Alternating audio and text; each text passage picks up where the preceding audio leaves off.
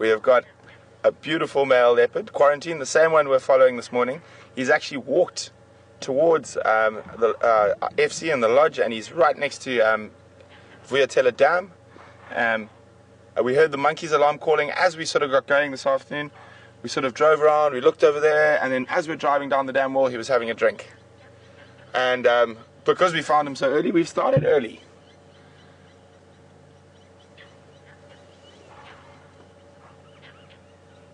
You can hear the monkey's alarm calling in the background.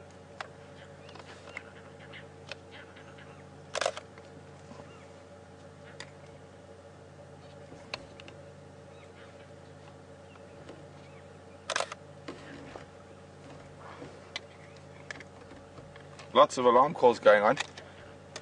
I'm not actually sure if they're all. And just to make it extra special, Mark and I are both here at the moment. We both, as we're heading out,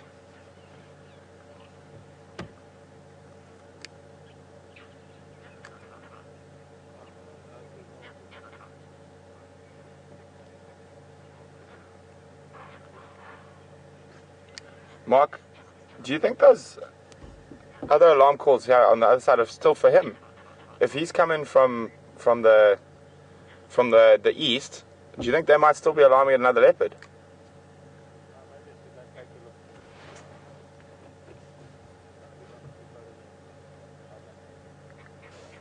Oh yeah, copy. I don't think they're alarming at him, man. I think there could be another leopard.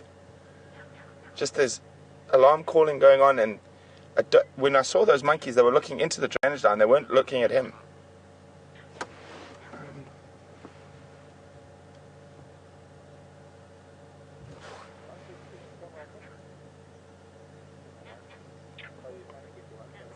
So he's moved a fair distance from where we left him this morning. Likes to prove me wrong, but we have had a bit of cloud cover this afternoon. It's a bit cooler than it has been, so maybe that's why he decided to move, or just because he's hungry, maybe he decided to move.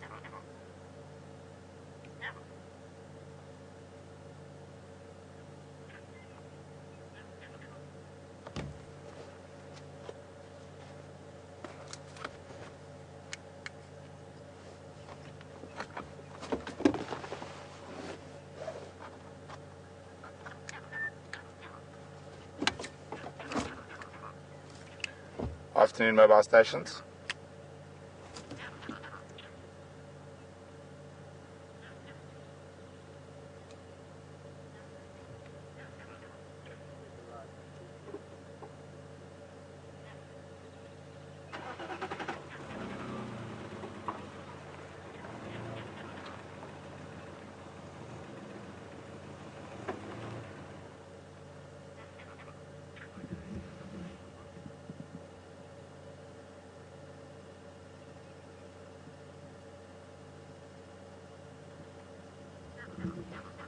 So you can still hear those monkeys going off in the distance.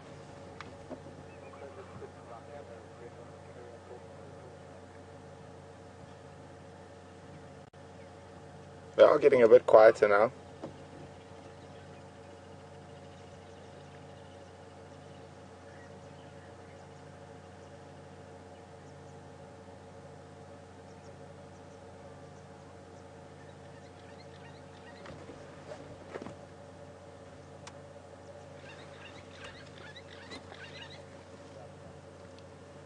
Yeah, oh, that's fine. Go for it.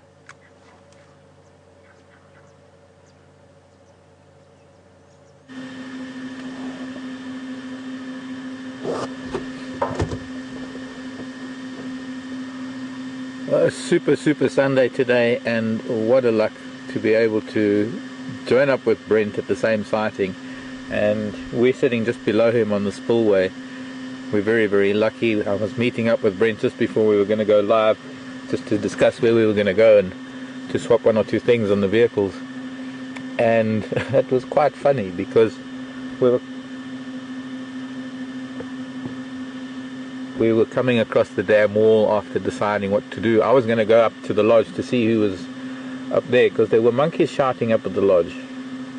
and it could be that they were shouting at him because he might have been visible while he was drinking, but they carried on alarming as he went out of sight. He's now out of sight of them. I can't really hear the monkeys anymore, but we had this wonderful opportunity where he was moving up onto the bank of the spillway. Brent went up to the top, and I thought, well, I'll just stay down here, and he just happened to lie down. We thought we might have to do a double team to follow him through the bush, and well, he's laid down. We're very, very lucky because of the weather that we're having, very similar to what we had yesterday and the day before, except today it's very much to the northwest. There's a very big storm, or rather a very big bank of cloud. We'll get to see a little bit later on, and what this has done is it's calmed the heat down. We've had a rather hot day, real great summer's day, late summer's day, call it an Indian summer if you want, and with this cloud blocking out the sun, it's making it ideal for leopards to move around. It's really a wonderful temperature right now. It's hot, it's still quite hot, but there's a very slight breeze and it's cool enough that cats don't have to lie up in the shade. They're not going to use too much energy by being out, but they don't have to be lying in the stifling shade of where there's no wind, where there's no breeze. It allows them to come out and lie out in the open. And well, we haven't seen this boy for a little while. I certainly haven't. It's great to see him again. What's so remarkable is the difference in the characters between these two brothers, of how, I suppose, on one hand, Djuma being rather a cheeky little boy, and perhaps Quarantine being a little bit indifferent. He doesn't really mind much. Nonchalant.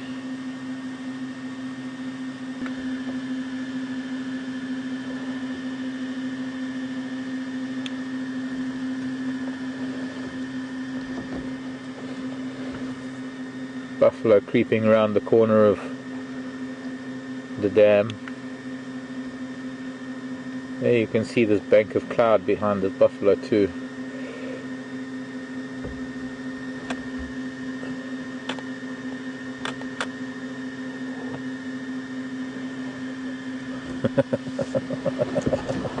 Let's both stay for the meantime.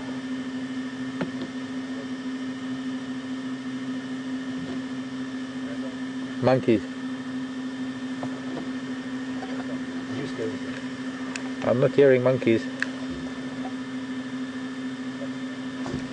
Yeah, copied. I'm not hearing monkeys anymore. Yeah, I think maybe it was him.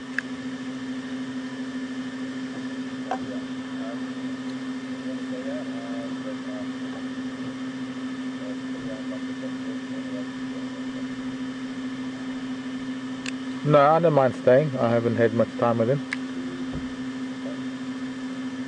No, I'd like to stay.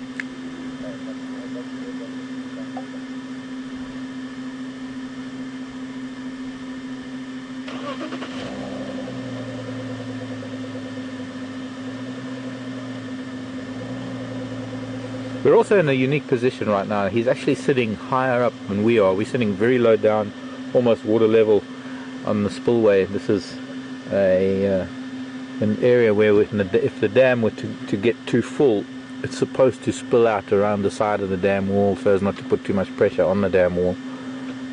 And well, the flood a couple of years ago seemed to have created a new spillway on the western side of Gowrie Dam. But either way, the dam doesn't really get much, the water level doesn't get much higher than this. And so he's sitting high up on the bank at the moment. Got a couple of buffalo bulls creeping around on the edge of the dam. That they know that there's something up. They've probably heard the alarm calls of the monkeys, and they're probably reacting to it from a point of view of coming to see what the fuss is all about. But obviously they can't see him. They're only looking at us at the moment. And the worst the buffalo can do is maybe sort of try and chase him or something. They're not likely to get hold of him at all. Very healthy leopard. He's got ample avenues of escape.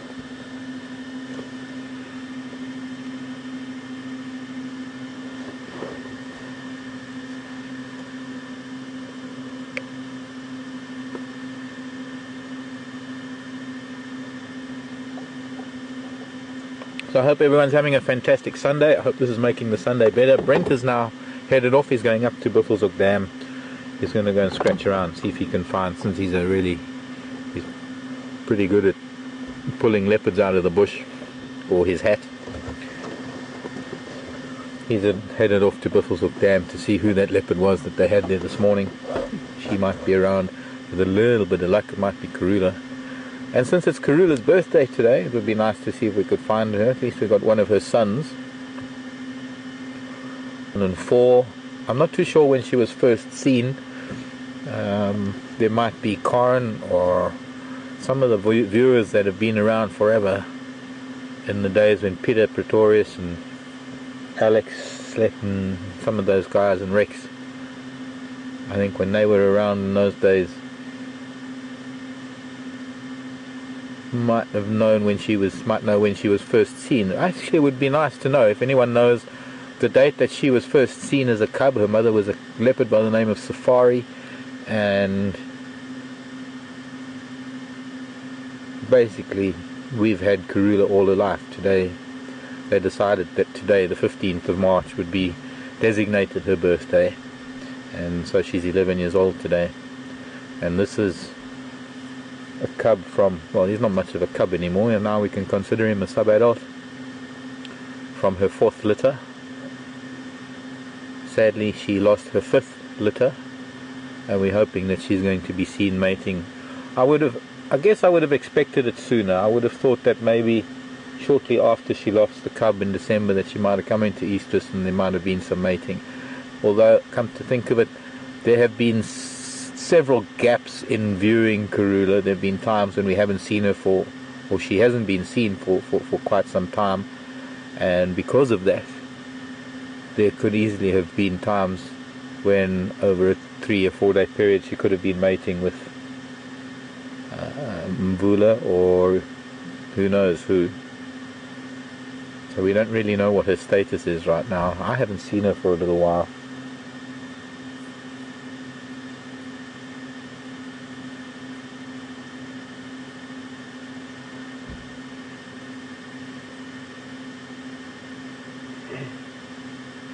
I have a random question. I have a question from Andrew on the jigger. Why do dogs like water and cats don't like water? Why do dogs like water and cats don't like water? I think you can generalize. I saw the hyena bathing, but like you won't see this leopard going for a bathe. No, but you do see, there are leopards that do. They're leopards that are going to water to catch fish. And jaguars love to go and fish in water in South America. And in the Okavango Delta, where lion and leopard have to cross channels and marshland, they've learned to accept water. Oh, okay. I think I think most certainly from a domestic point of view, domestic animal point of view. But even then, there are certain dogs or dog breeds that don't like water, and there are certain dog breeds that are just semi-aquatic. I mean, Labradors love water. There are even breeds of cat that like water. I used to have a cat that used to love to sit in the jacuzzi with me when I was in my early 20s. And there are some cats that love to be in water, some breeds. So I don't think it's a general thing that all cats or all dogs. Okay. I think that to some degree, in the domestic world it's certain breeds, but in the natural world it's a case of whether these animals have to deal with water in their lives on a daily basis or on a regular basis, or whether it's just that perhaps here in the Sabi Sand, I've seen lion here that hate water. When I was up living on the Sand River in the middle of the Sabi Sand, I can remember watching a lion pride trying to cross the Sand River, and when they slipped off of a rock and they got wet, it was like they suffered suffered indignity in the highest degree. So embarrassed. Even a big male lion by the name of Jonathan, was a wonderful big male lion at the time, back in the mid-90s. I remember watching him slip off of a rock and get wet, and he eventually covered it up as though he meant to do that, but you could see immediately that he was a little bit embarrassed, and really he suffered well, his dignity took a knock. So it's not like physiological. Like if you look No, at I don't believe it's physiological. Can't swim, but baboons can swim.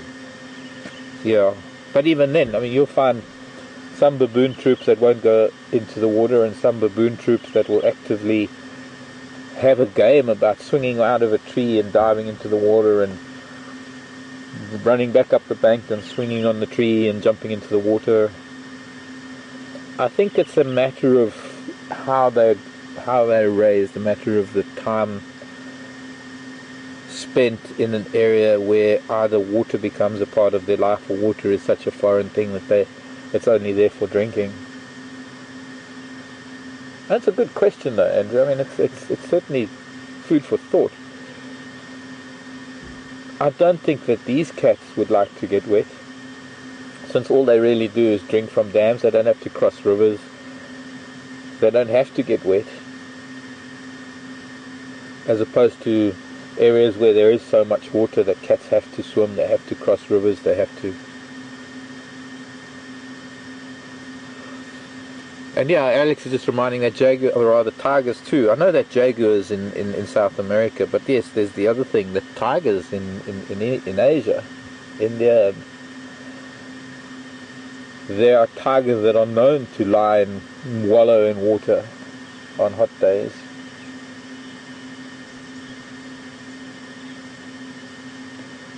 So I think it kind of comes round to the original, to the statement that I always try and get across, is that it's a behavioural thing. There might be, to some extent, in some breeds or some species or some populations, something instinctive, but I think it comes down to an individual's preferences, propensities. I think it comes down to an individual's likes and dislikes. I wonder if maybe it can also got to do with, say, like when a dog gets wet and it has a scent on it. So if a cat gets wet and have a scent, then it must, watch out. Scent's being... Could be, but then, how do you? I don't think so, because rain makes them wet. Yeah, fair enough. So they can't help smelling the way they do when it rains. Although, come to think of it, there is one thing about that wet dog smell that evidently attracts crocodiles. Oh. That's another factor that I meant to bring into it. Watching lion in the Selous Game Reserve in Tanzania, that were quite happy to go through water, but they were very well aware of the population of crocodiles that lived in any water body, whether it was the rivers or the lakes or the backwaters of the river. When they had to cross water, it was amazing to watch how pride would approach the edge of the water, and they would hiss and snarl. Even if there wasn't a crocodile to be seen, they would hiss and snarl. And there was very often, well, no, not very often, there were frequent encounters between crocodiles and lion over kills or over carcasses on the edges of the dams, where a lion would be feeding and crocodiles would come out of the water and try and steal the carcass and take it into the water, where you'd have this confrontation between lion and crocodiles.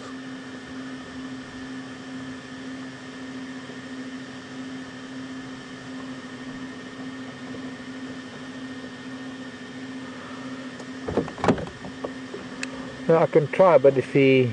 Yeah, I can try.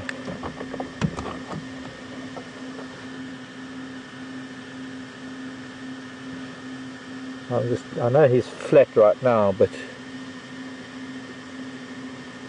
I know that Brent was sitting up there next to him and he didn't have a great view of him, and Brent was sort of in the best position right in front of him, so I don't know if we're going to get much better than we are now, other than if he sits up. It's still quite cool. The sun's getting into some deeper cloud. It'll be interesting to know which way this big bank is moving. It might be moving north, which might mean a beautiful sunset and some more sunshine later. But my impression was that it was actually moving a little bit south, which means that it might get even cooler earlier. And, well, for some reason the buffalo that were here have all come back. They must have moved off maybe when they saw him, not necessarily because they felt in danger, or for whatever reason it is. They've all come back and lay down sort of just to the left of us now, and I think at the moment they might be aware that there's something about, but I don't think they know where it is and what it is, although I'm sure that maybe just the alarm calls of the monkeys would have told them that it's a leopard. Monkeys have a very distinct call for leopards or eagles or snakes.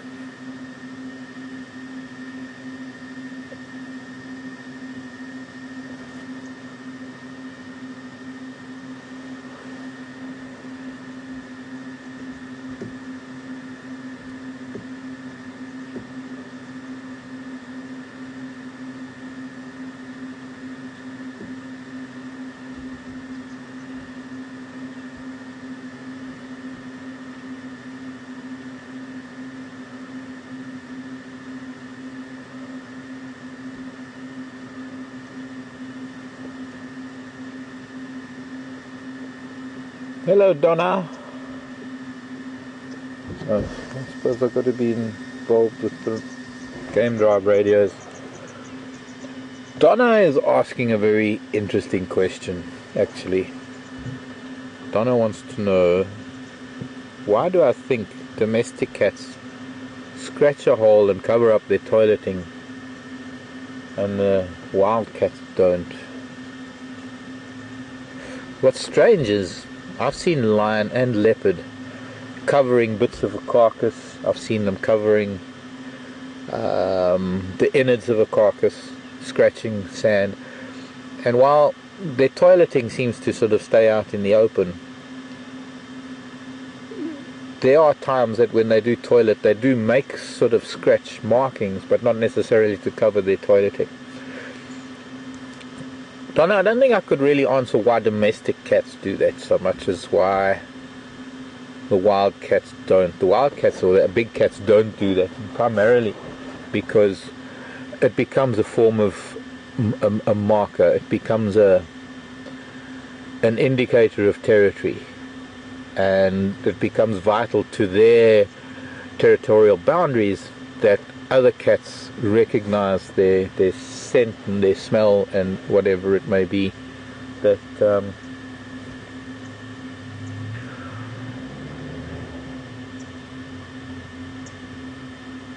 that they might come across. You know, when a cat has had a kill and it then needs to defecate, it needs to go to the toilet. I don't think it's really worried too much about territory under those circumstances. It's more just a case of nature calls. But to a large extent, a lot of their toileting has got to do with advertising.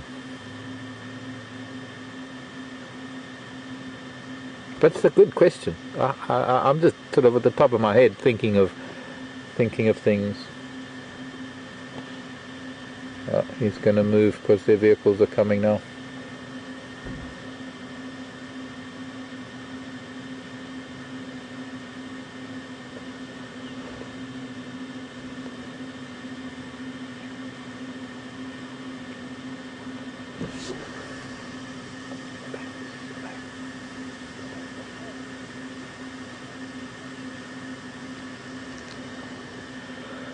Hello, Diane. Diane is in Michigan. What other male leopard there are in the area that are likely to mate with Kruger? Well, there's Tingana, a big male, sort of on the Arethusa side of things. Okay, we're going to have to try and get up there. He seems to be moving a bit, unless he's gone to sleep underneath the bush.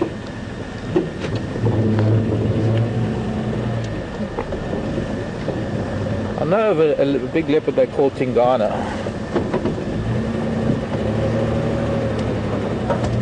which is sort of the Arethusa side of things.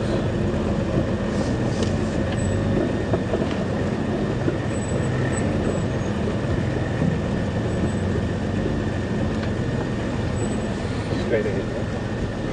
Okay. Hey, Bull.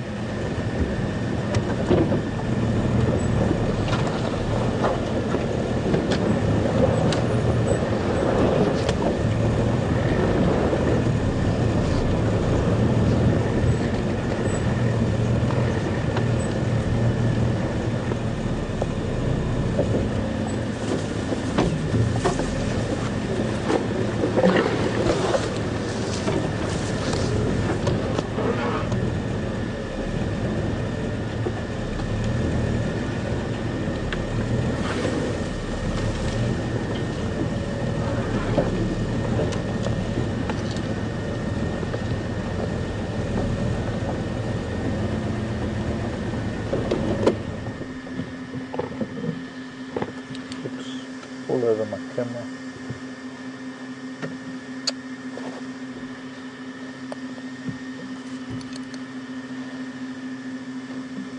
Not clever.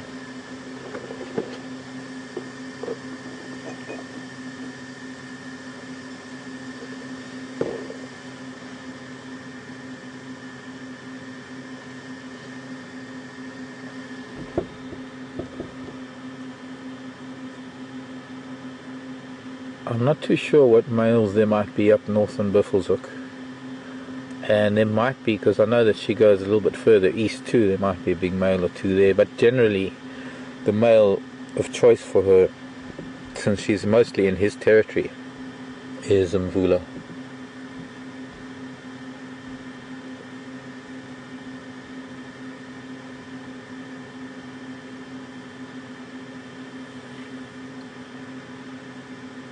Gonna lie down?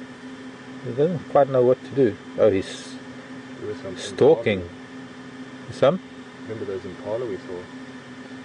He's stalking something. He's gone really low to the ground. I'm gonna just creep a little bit forward if I can.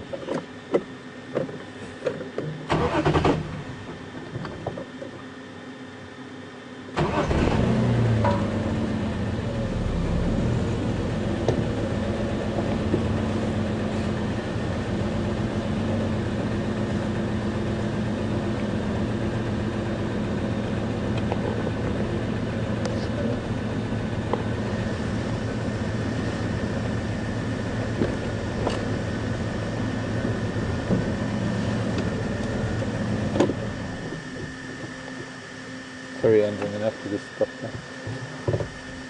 He's just behind the little silver cluster leaf. There must be something, Nyala bushbuck. You see something, Abel?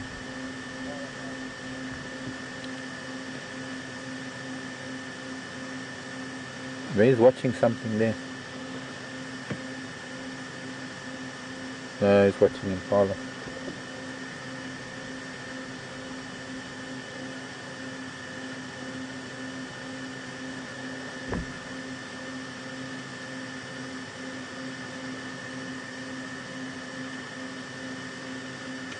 Keeping well out of sight. As long as he doesn't get seen, he can find a route, a route to get in closer to them. Leopard, no good for a leopard to make an attack from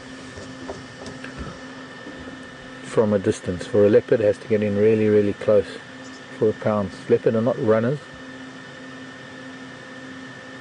They're pouncers. They need to stalk. I think this cloud's moving north. We're going to be in sunshine soon.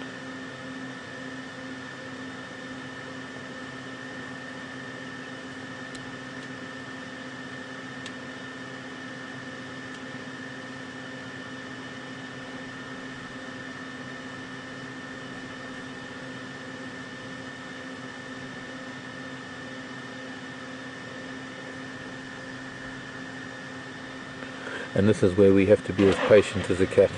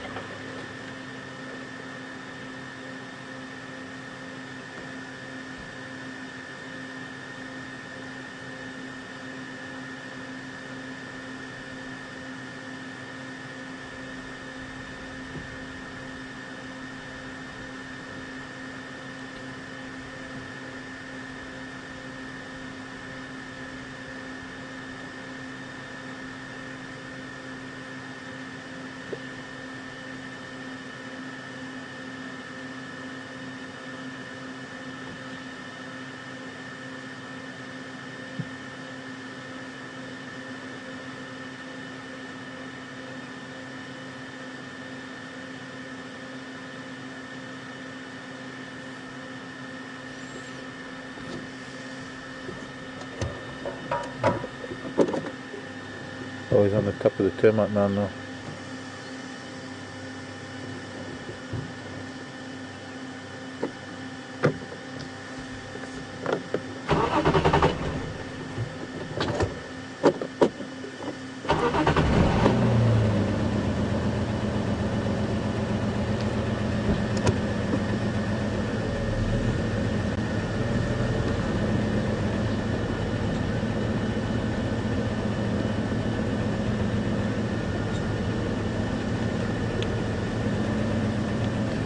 John and for call.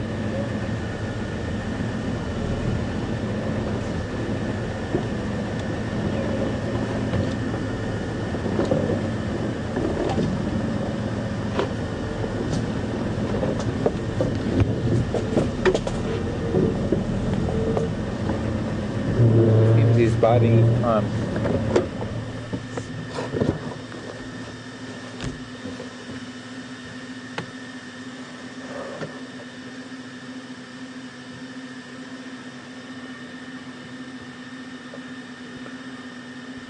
Now, a leopard can do this for hours on end. Found himself a vantage point where he can watch, and he can wait until conditions are favorable, when animals are not tense. Could be that the impala are a little bit alert from the monkeys shouting earlier. Are you copying Alex, Mark? No. He's calling. Go ahead, Alex.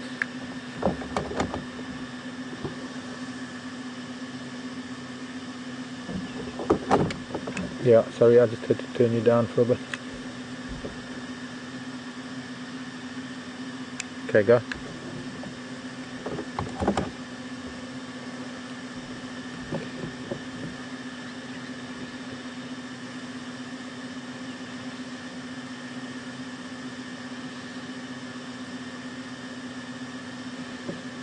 Anne in Seattle. Well, greetings, Anne. How's Washington State these days? Anne wants to know if I think he might have made a kill because he's panting so heavily. No, I don't think so. From what I could see, he's looking fairly slim. Hopefully he'll get up again and we'll get a better look at his belly. It's hard to concentrate on those things when I'm trying to find my way around bushes and keep up with him, watching the road and holes and trees. But from what I can think, I don't think he's eaten recently, and the panting is merely a heat thing. It's been a very hot day. It has cooled down somewhat because of the cloud in the north, but it is still quite warm. And he's clearly not showing signs of a recent kill.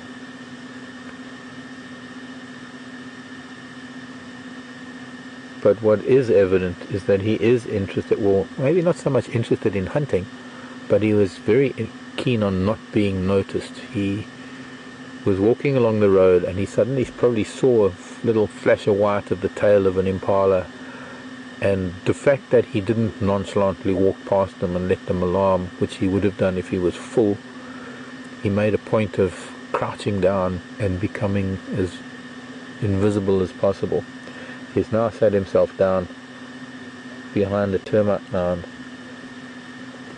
Well, I guess on the side of a termite mound that hopefully the impala can't see him.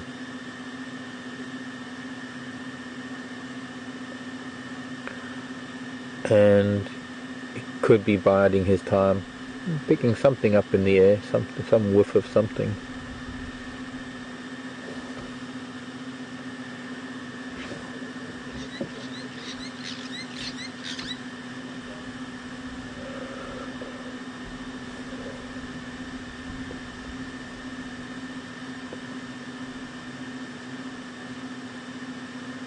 A little bit of sunshine coming, a beautiful light on him now.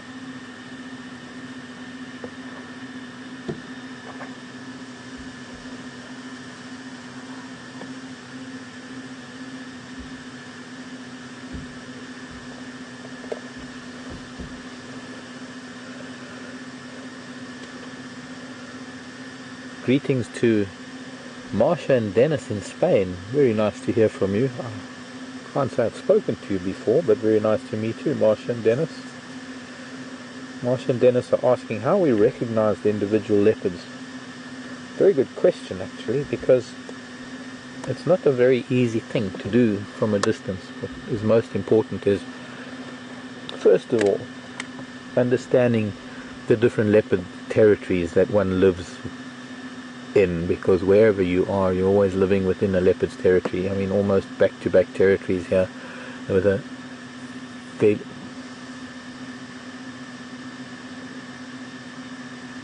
excuse me.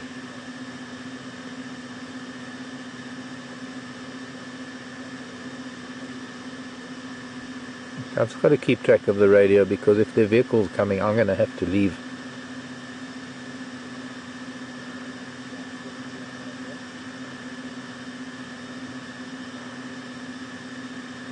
Okay, but Abel's dealing with. Thank you, Abel. So one really gets to know the leopards within a territory, wherever one lives. There isn't really that much of a change within those territories, especially amongst the females over time, females and their offspring.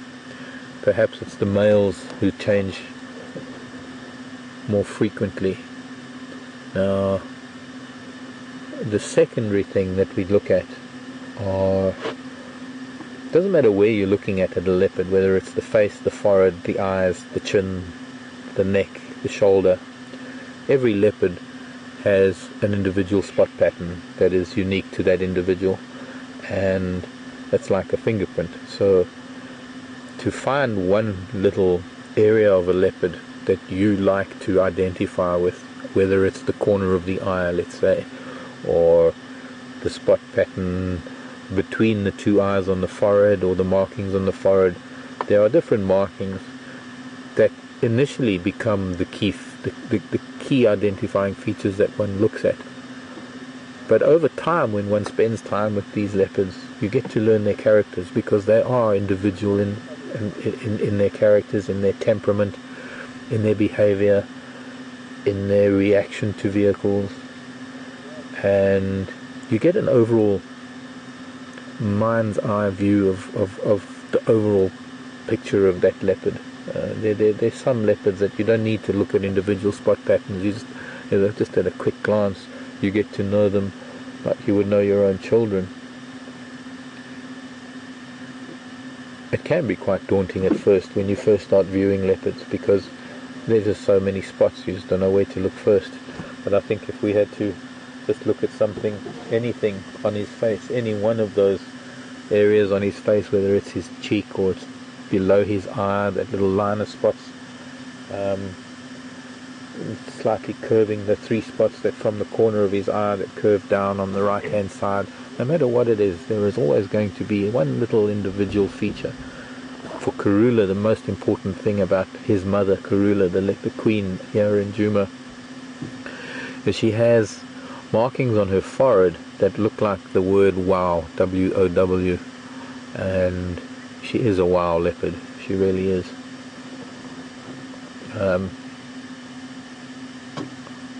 All of his older siblings, the previous litters of Karula, we've had very distinct markings. The two brothers who were her second litter, Mishu and Induna.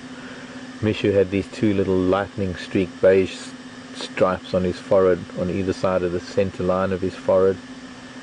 And Induna, well, he had the tip of his tail missing. That was easy enough, but he had a very distinct marking in the corner of his eyes. And yes, when you get to watch them, as I say, when you get to watch them long enough, you get to identify the individual characteristics and their behavior, their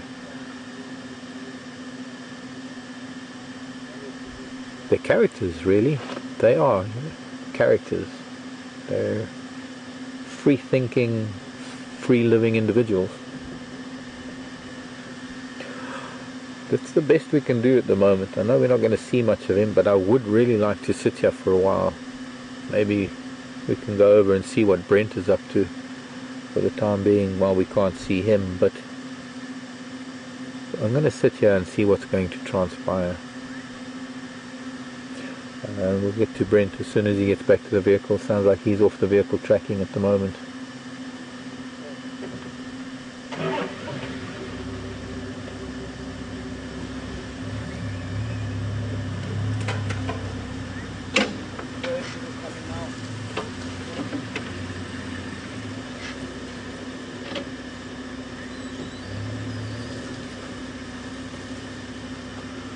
Hello, Margaret in London.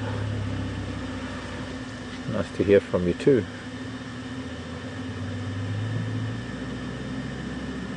Margaret wants to know if leopard hunt in groups like lion and and whether they share kills. Sharing kills and hunting cooperatively are two different things, Margaret. Leopard are not likely to hunt cooperatively. However, they do share kills. Of course, most importantly, a leopardess with her cubs, she will hunt for them and she will share her kills with them. But we've recorded times where male leopards have shared kills with their sons, or a female has shared kills with her older cubs that have already left her and then returned. And we've seen times when there have been rather unusual behavior with leopard. Unlike cheetah, which generally are solitary hunters, but they can form coalitions, especially the males can form coalitions and can hunt cooperatively. I don't think it's ever been recorded that leopard hunt cooperatively. The very nature of a leopard kind of precludes that, in the sense that they are not running hunters. They hunt in relatively thick bush. They stalk their prey, and it wouldn't really do for them to be able to do more, for more than one individual to be able to do that kind of, to engage in that kind of hunting strategy, because each individual would have to remain concealed. So it's very difficult for leopard to hunt cooperatively. So most certainly the hunting is individual. Hi Alan. Just on the top of the mound. Yeah. On the back, yeah.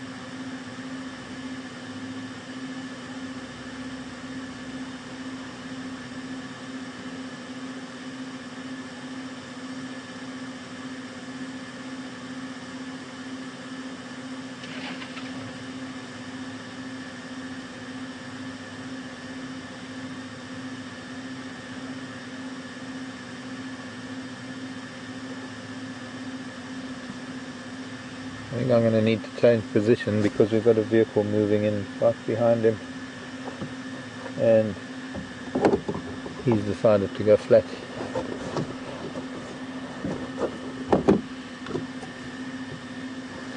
Alan, you're getting a visual.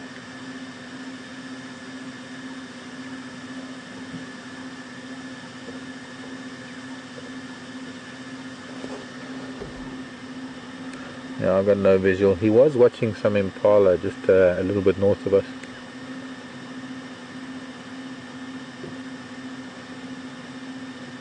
Okay, copied. Even from the other side of the termite mound, there's almost no visual of him. So I guess it's just going to be a bit of a waiting.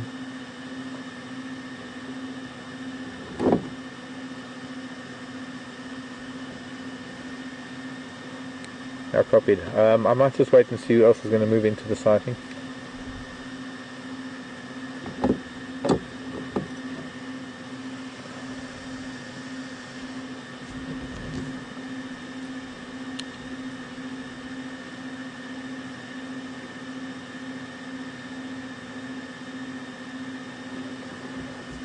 Maybe if we just back up a little bit, we might get a view of him.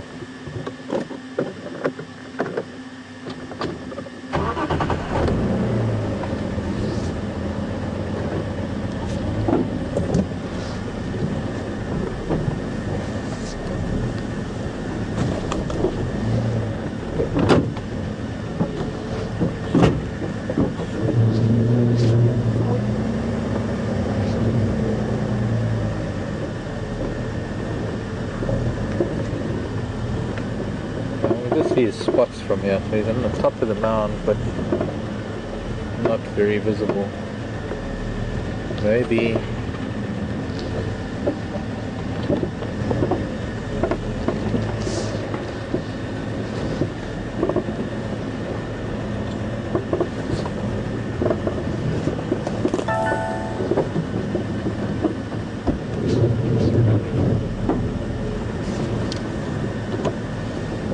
even if we can just see a few spots, and we'll wait and see what's going to happen here.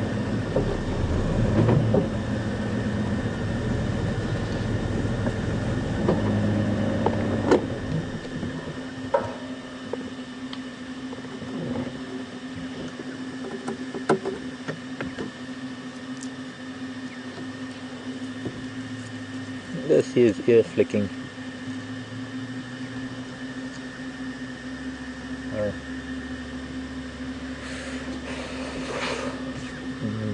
Look at George in Arizona.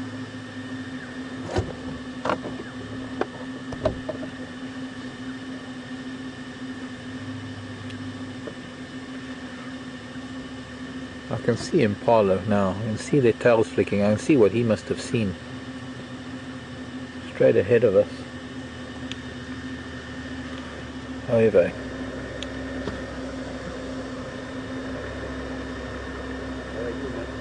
I find a new Elvis. Good. 1 out of 5. It's not very good.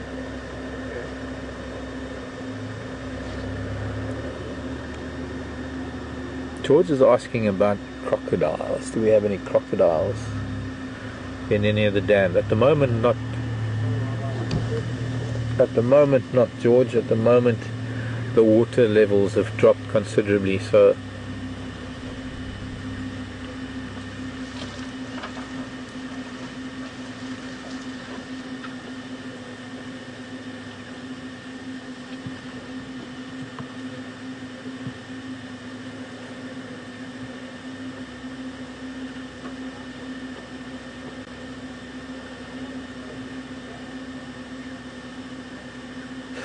there are times in the past when we've had very good rainfall, George, when the rivers, these riverbeds that we drive around, when the water flows pretty strongly down into the Sand River and the dams fill up pretty much. When crocodiles have made their way to some of these dams, if I remember correctly, well, I know for a fact, I remember there was crocodile here at Gowrie Dam, there's been crocodile at Twin Dams. If I remember correctly, Buffelshoek Dam had a crocodile briefly for a while. I don't recall Treehouse Dam ever having a crocodile. I'm not too sure about that. But when the water starts dropping and when the rainfall hasn't been that great, there have been times when crocodiles have found their way up here, and I suppose what they do is they follow the drainage lines, these dry riverbeds that we see when they're flooding and they're flowing. You often find catfish and some of the other fish making their way upstream, and the crocodiles are likely to follow them to feeding grounds for the summer, and then they'll retreat back to the rivers or back to larger dams where there's more permanent, bigger water sources. Well, this cloud is starting to move off to the north and starting to burn away, and the sun is slowly coming out. He's possibly going to get a little bit hot and maybe want to find some shade. Although maybe, can't really tell. The sun's pretty low and he's in some pretty thick grass. He might not even need shade. He's certainly quite relaxed. The impala that I can see, or that I did see up ahead, they're still there. They're browsing, grazing, their tails are swinging as though there's nothing wrong in the world. I don't think they are aware of any danger at all. And that might be exactly what he's doing. He's biding his time until he can maybe make a move a little bit later.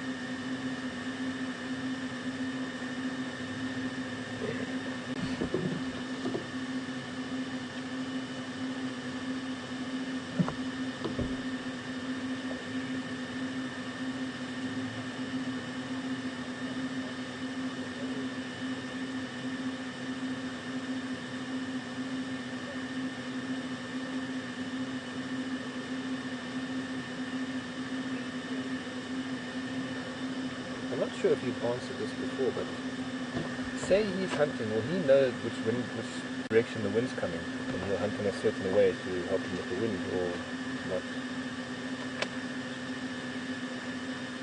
Not necessarily. Sometimes they will when they're stalking. I think what they do is that, I mean, right now he's upwind from those impala. So it could be that he's waiting for them to move a little bit, and I can still see some tails flashing. I know that lion do to some extent, but very much from a point of view of being opportunist. When the opportunity arises, they go into hunt mode, and more important maybe than the wind is them being able to stay under cover.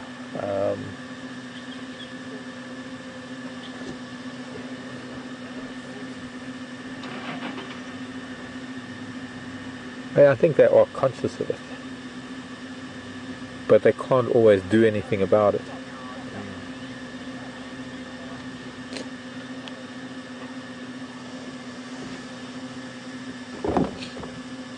Andrew, come in.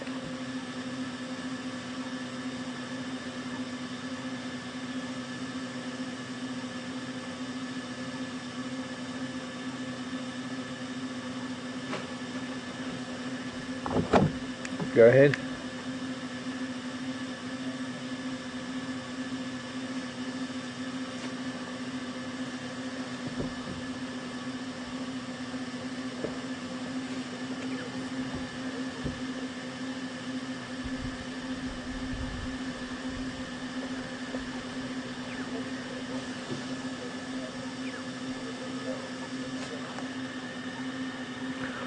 So Joyce, New Hampshire. Joyce wants to know if there have been any sightings or tracks of cheetah. No, Joyce, I promise you, you would be the first to know, you viewers, as we would get so excited about tracks, we would be on them very quickly. The last cheetah that I know of was sort of far to the east along the Kruger boundary on Nkoro, I think. A couple of males. But I haven't seen any sign of cheetah for a while now. It's been a drought, a cheetah drought.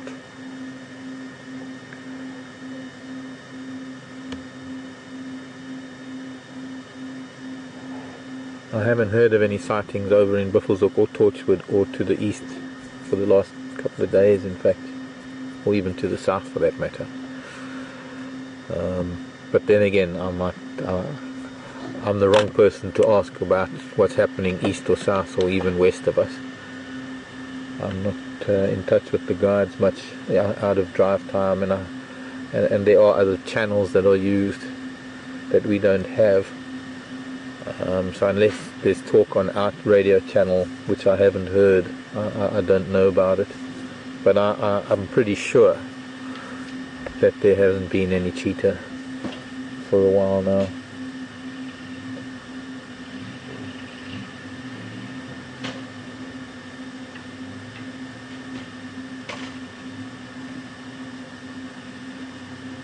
Would love to see cheetah. In fact, it's the one cat we haven't seen since the beginning of our drives this time round, since November. And I don't know, I can't recall the intervals between cheetah that we've had at Djuma in the past. It might have been as long as this. But we did see cheetah occasionally in our previous incarnation, back in 2009, 10, 11 when I was here.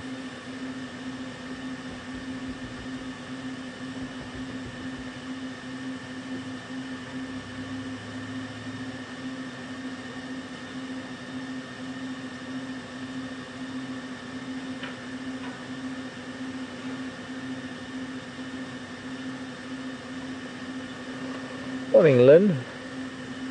How's Canada, Ontario? Are you having as much snow as Quebec? I believe Quebec's having a bit of snow right now.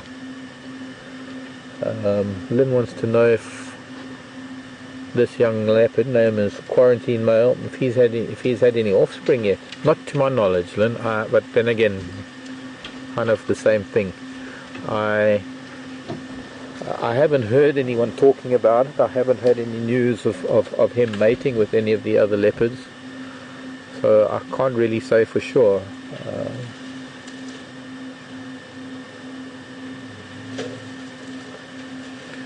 Really.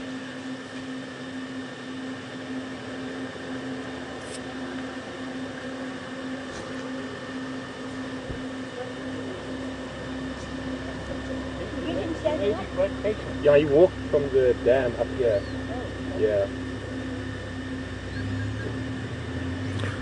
So we're going to go and see what Brent is up to at the moment, and I'm going to stay here with him. The other vehicles have left, which maybe with a bit of peace and quiet might be some action happening. And we'll see what Brent's got for you, and just a change of scenery. So I'll be back with you in a little while.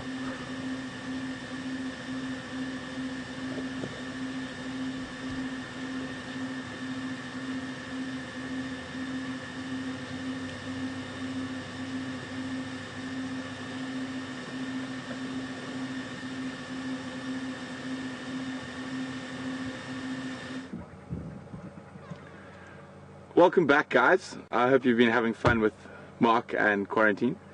I'm really trying my best at the moment to find Karula. I've been walking up and down these drainages. That's why I haven't been around for a while. I've just been trying to find some fresh tracks and stuff that we can follow. So we're going to keep trying.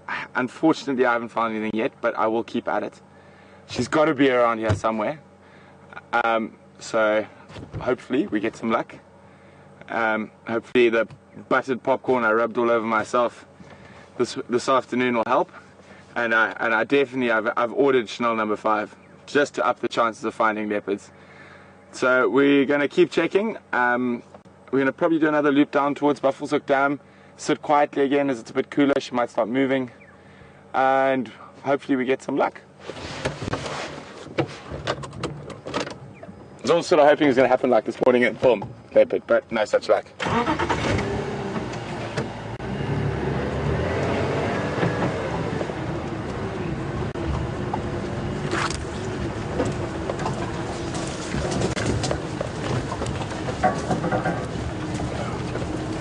I've now walked both the drainage lines that come into Buffelshoek Dam from top to bottom, and still no luck. I heard a squirrel alarming, but it sounded quite far from road, and I checked that area earlier, and I'm gonna go have another check there now.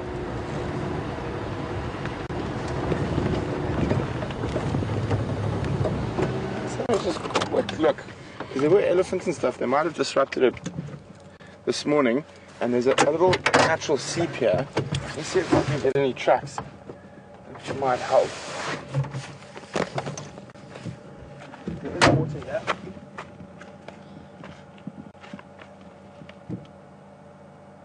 And the leopard drank here, but a long time ago. Looks like kudu and bushbuck and nyala have been using it. The elephants have extracted. I'll try and move the car so you can have a look. There is water in there. That's like a really nice spot.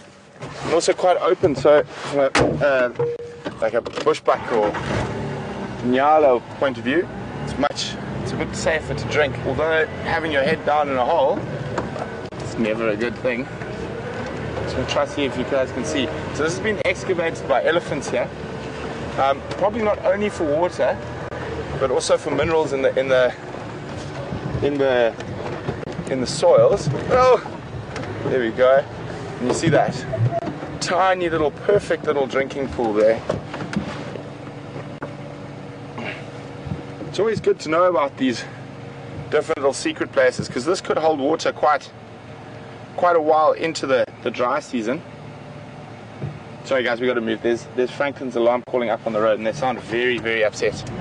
I'll keep talking about this now, but if there's a leopard that close, we have to try. Those Franklins sounded really upset. Hopefully it's not just a slender mongoose trying to catch them. Let's try to see if I can get there.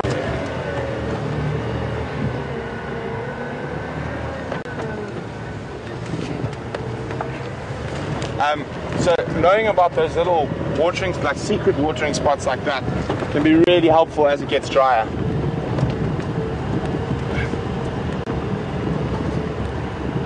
Oh, hold on, bump coming. No, not too bad. Oh, that would have been quite bad if we hit that one. So that's in a drainage line, but right up at the top end of the drainage line, so it hasn't got that really distinct, sorry, sort of, and it hasn't been forested yet. It's more, it'll be more of a marsh during the summer months.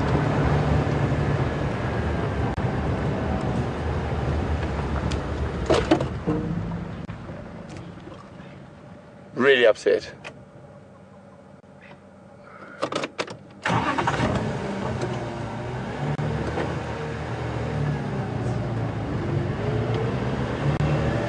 She has snuck past us.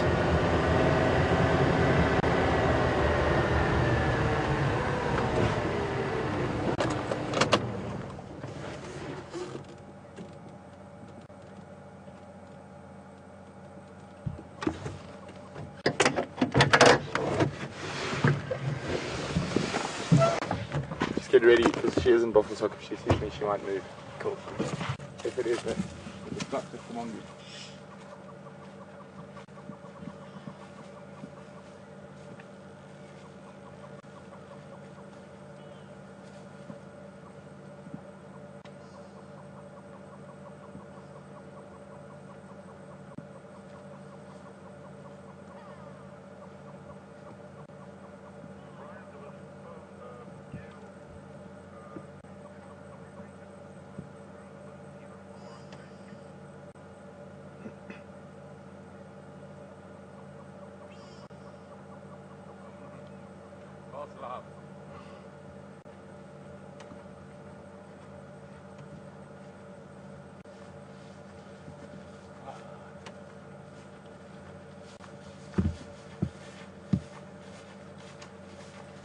Alex. It was a slender mongoose, I actually saw it.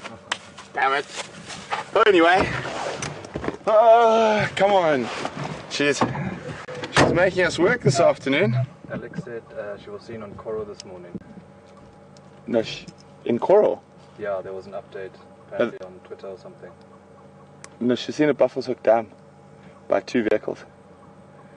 And go back there, I think I might have seen a track on the road as well.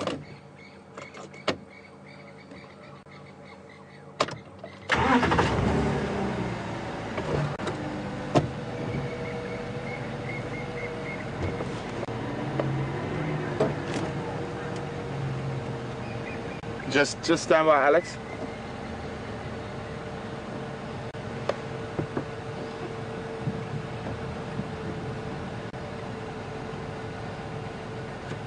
Whereabouts? Oh no, yeah, I saw those ones this morning. Yeah, those are coming in. Alright. Those francolins aren't way too upset for it to just be a slender mongoose, even though there was one there.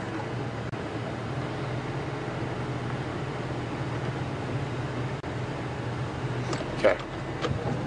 So I'm going to put you in the shade quickly there. It is scorchingly hot at the moment. I feel like I've run a marathon, but I just have to double check, because if that is on the other side of that termite mound that's setting off those francolins, we'll have to go look for something else. We can't stay. Yeah, I'll be back.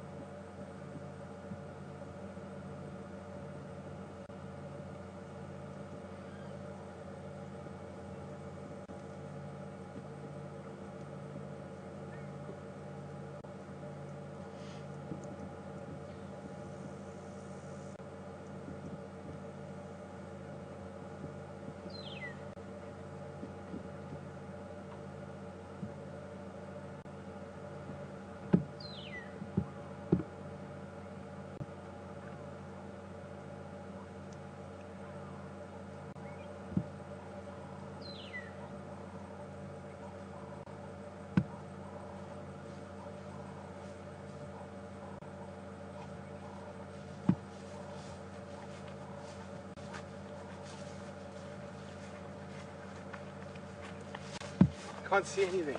There's no tracks, which is a good sign. Hopefully she still is on our side. I'm starting to run out of ideas on where to look at that.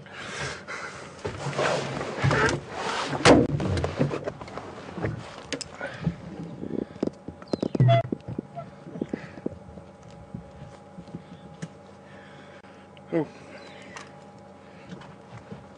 It is hot as Hades today.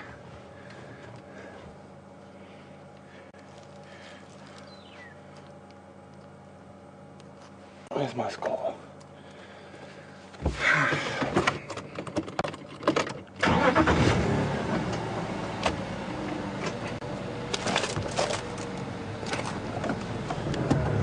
Sorry, Alex, back on the vehicle.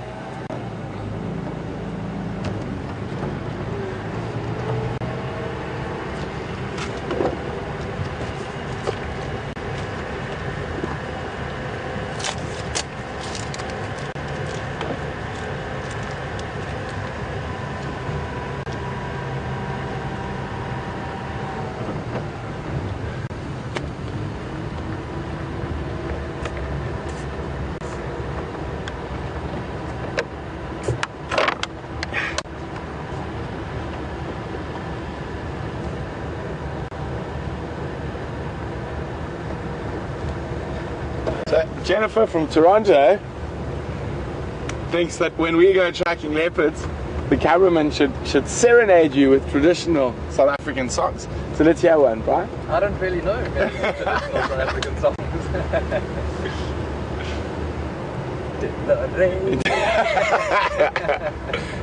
I think they were thinking of another line.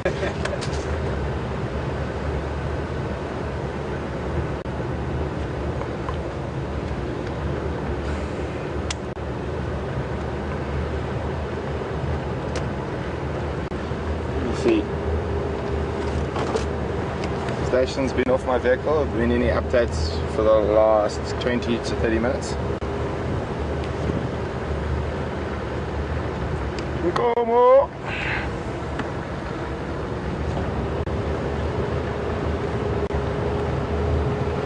I think the only thing I've managed to find some ticks. Terrible little things.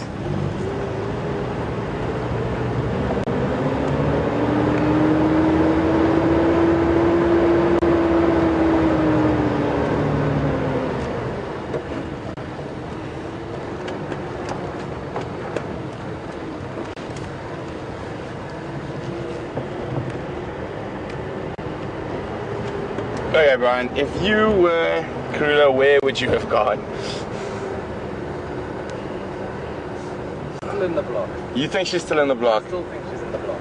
I think she might not be. I think her tracks might have been pushed by eddies or whatnot, or covered by eddies. But what we're going to do, we're going to go down to Buffalo's Dam. We're going to think for 5 minutes. And if we get nothing from that, I think we're going to try.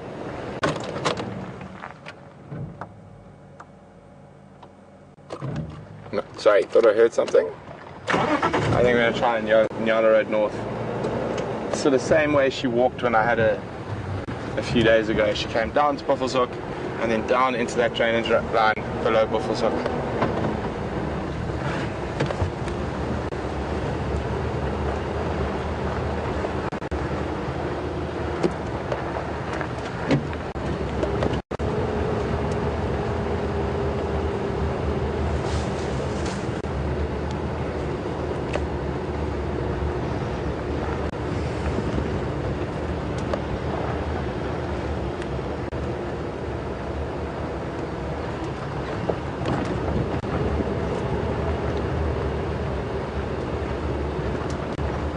Come on.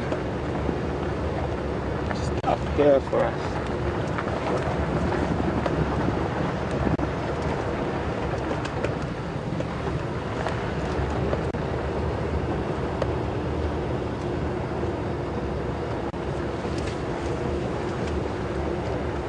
Sorry, I missed the first part. There was Game Drive channel chatter.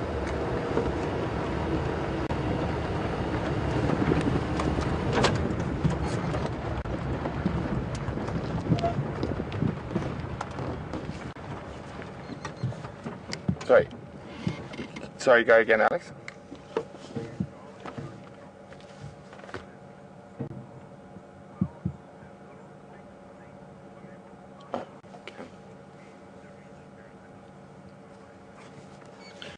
Good afternoon, Carla and Tony from the Netherlands.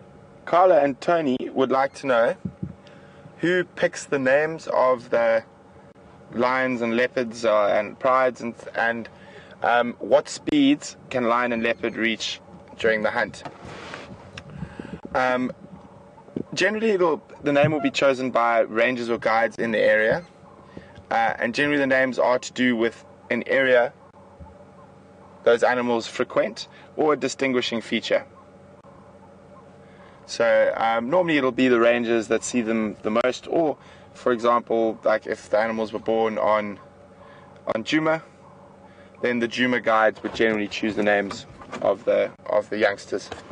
And if they're on Arethusa guys, or Buffalo's Hook guys.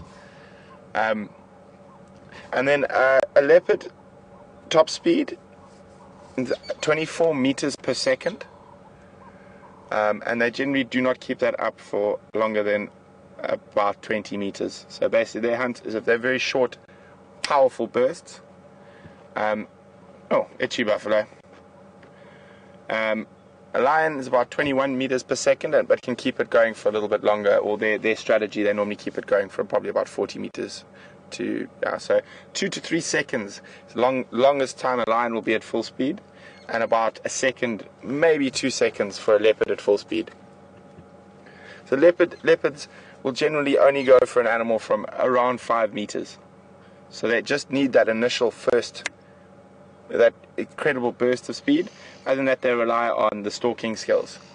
Lions aren't as good stalkers, so they need a little bit longer time at top speed.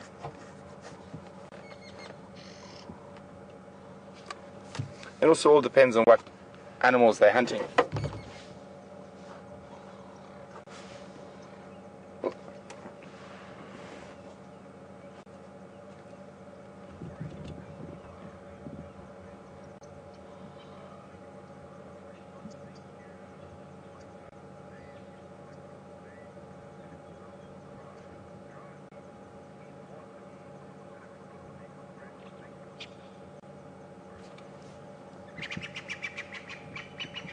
Good afternoon, Safari Girl. Hi, Jumbo Dada. Welcome on Drive. Thank you very much. We really appreciate your support, and we will try our best to find the elusive Queen of Djuma this afternoon.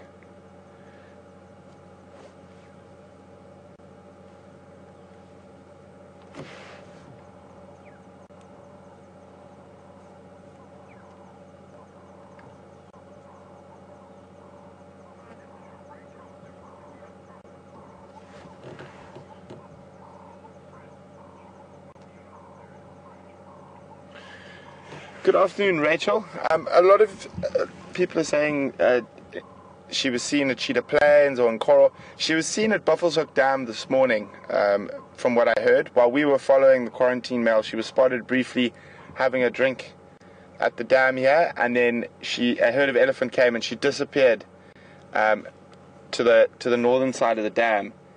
But I just can't find any tracks. I've walked that whole area flat. But there has been a lot of elephants in the area, so it is possible that they've covered up her tracks.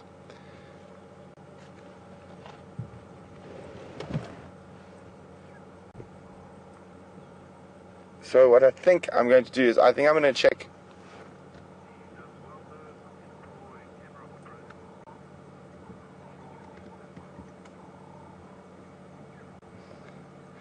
So I think I can't hear anything here, and I think she would have been moving already. Oh, so I think I'm going to have to go on gut, and we're going to head down towards the Nyala Road North.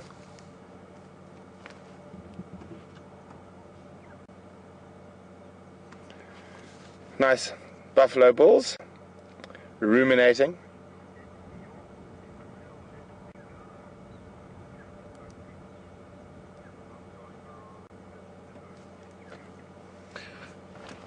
Good afternoon, Casey from New York.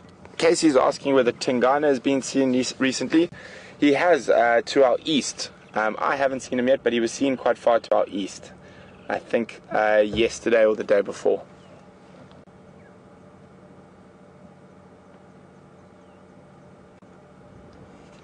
Okay.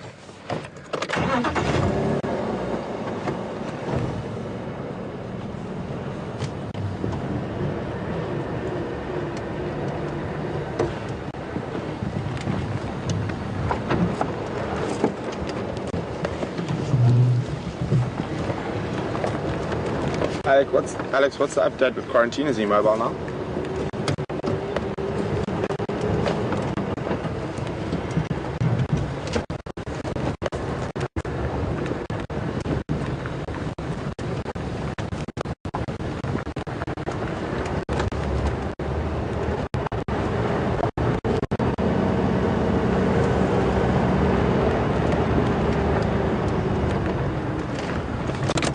Hey, firm.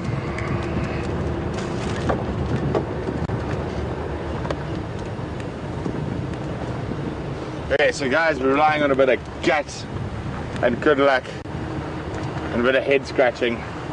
I'm hoping she's gone a similar way, if we have missed her tracks because of elephants, that she went the last time I was following her from Buffelshoek Dam.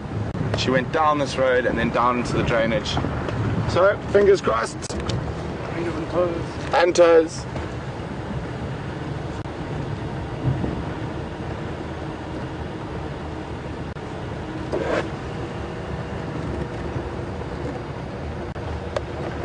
It's a good thing I really love tracking.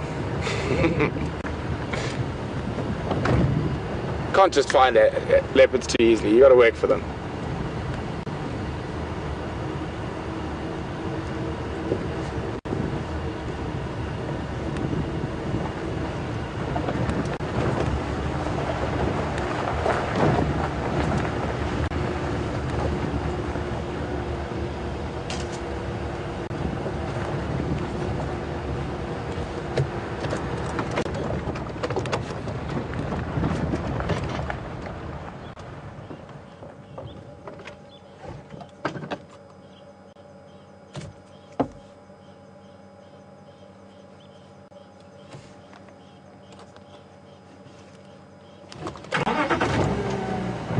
Got a squirrel alarm calling. I just want to go a little bit forward.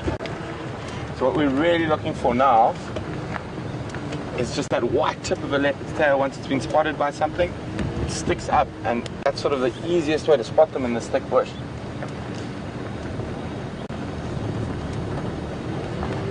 Check. If we get nothing here, I'll take a. I'm going to check this corner.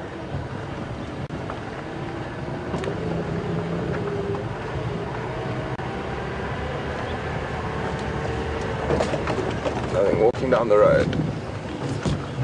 No.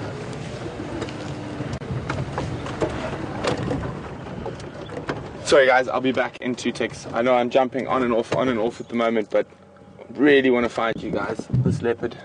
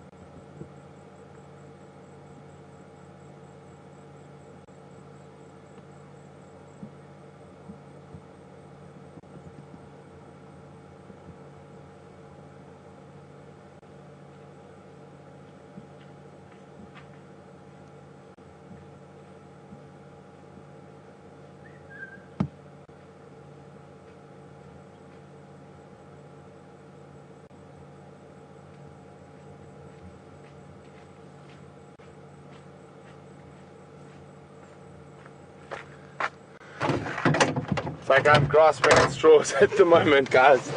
Oh, I don't think it was, but it was worth a try. Oh, where's my ears?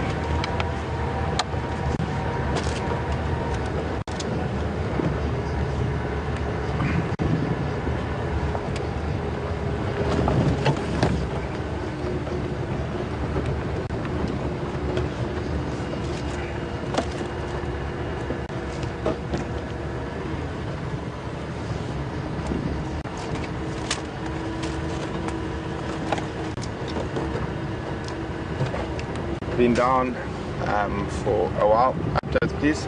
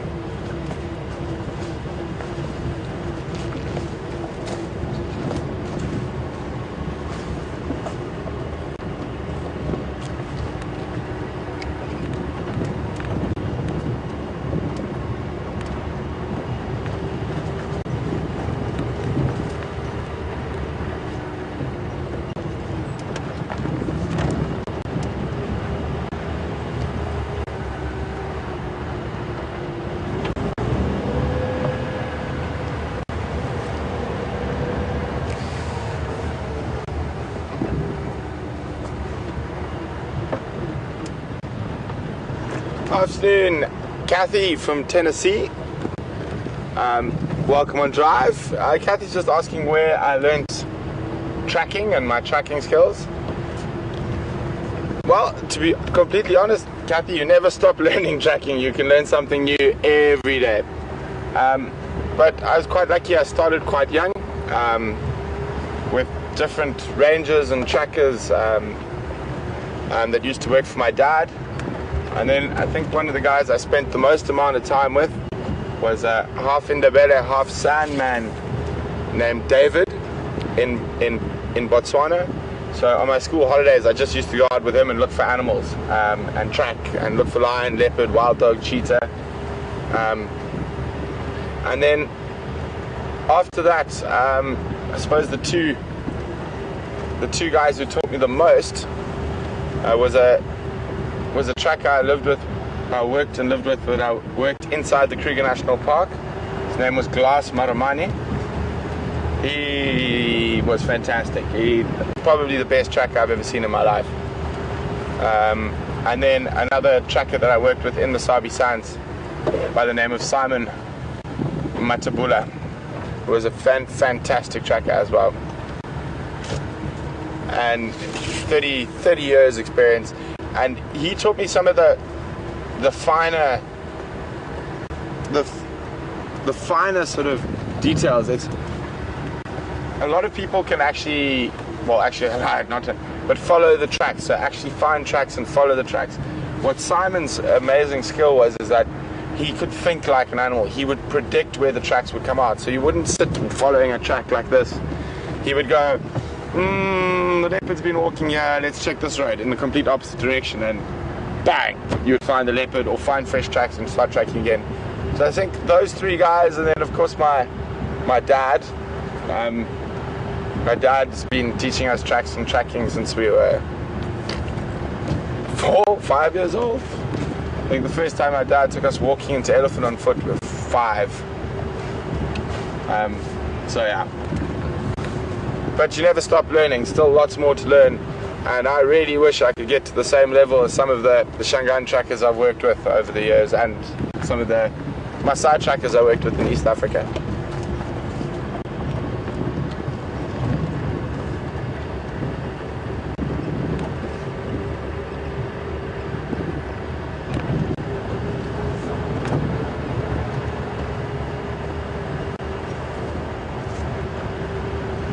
Come on, it's witching hour, it's cool, it's time for leopards to start moving and preferably walking down roads. Towards us. Exactly, straight towards us.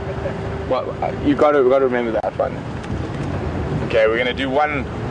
This is our last big loop towards Buffelshoek Dam. Just trying to see maybe if she cut east. But I think she was coming from the east, so no. Other option. Oh, running out of options. Then I think we need to take a guess of where she went to Yes. go in that direction. Or what I can do is I'll stop in the middle of the road, I'll close my eyes and I'll just spin and leave my arms out and then we just decide on that. Sounds good. Yeah. Or we can just spin the water bottle on the bonnet and we just decide to go that way. I think that might be admitting defeat if we do that though. I haven't admitted defeat yet.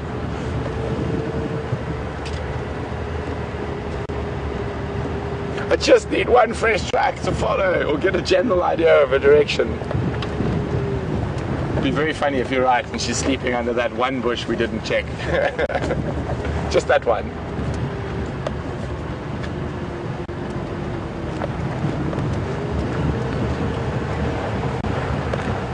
See, because where we had our tracks this morning, we're coming in this way. And that's where we found Quarantine, but he crossed after her. So her tracks were from earlier. Quarantine came in later. And then she turned up at Buffelshoek. So the tracks we found and where she was found were sort of spot on, bang on where they should be. So the last time she went there, she went straight down Yarrow North, but we checked down there. There are no tracks there. Maybe she went further northwest. Eish, Angostif. So, Shangan for Aish, I don't know.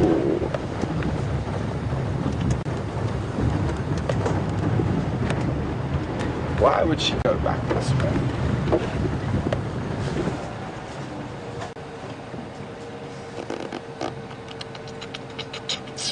What do you think? Or do we check cheetah cut line? Yeah, cheetah cut line.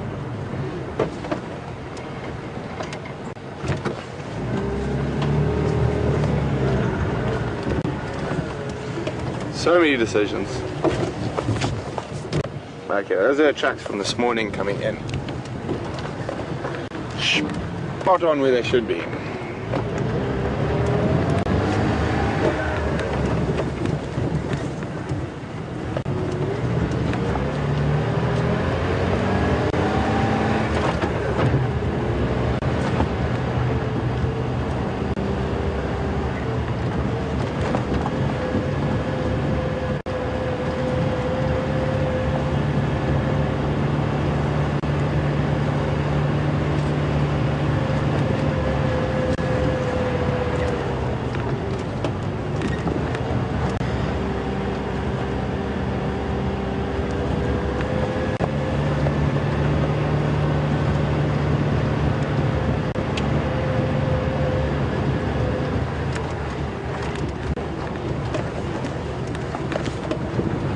In quarantine, so enjoy, and we will still be tracking. We'll come back to us with a new leopard. Hopefully. Hey, don't jinx it now. I love the confidence. I love the confidence.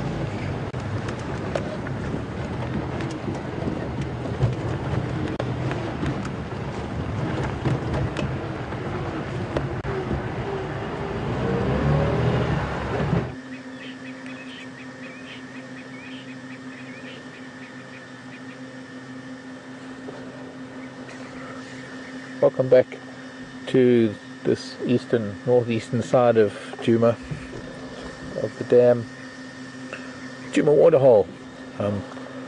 Still sitting with this beautiful male leopard. His name is the Quarantine male. For those of you who are new to our drives, I'll explain that in a minute. We have this beautiful sky, a very dark cloud, and sort of like a a thunderstorm that was up in the northwest that's moved further north. And for a little while the sun came out, but it seems to have swung further west. It's moving again and keeping us hidden from the sun, which is keeping it cool. I was thinking earlier that maybe if the sun did come out, he would have gotten a little bit hot and he would have left the place where he's been on the top of a termite mound. And despite it being a termite mound, it's covered in grass. Most likely a non-active mound that has maybe a burrow in it from the past, and a particular species of grass that grows on it, probably very soft. The herd of impala that were just to the north of us have been grazing and browsing, grooming each other, their tails doing the very casual slight flip from side to side, not really stressed at all. There was a moment that they started alarming in our direction. I think they were maybe shouting at us because they certainly couldn't see him. And I suppose he's just been taking note of the bird calls, the sounds of oxpeckers, the vehicles that have come in and out to view him.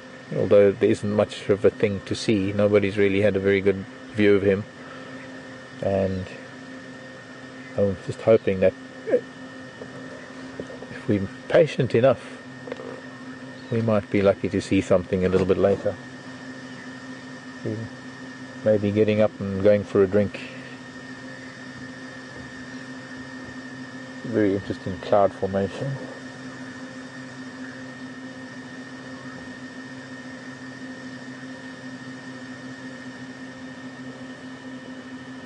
We have some European bee-eaters flying overhead. I wonder, they're going to be returning to Europe soon, I'm sure.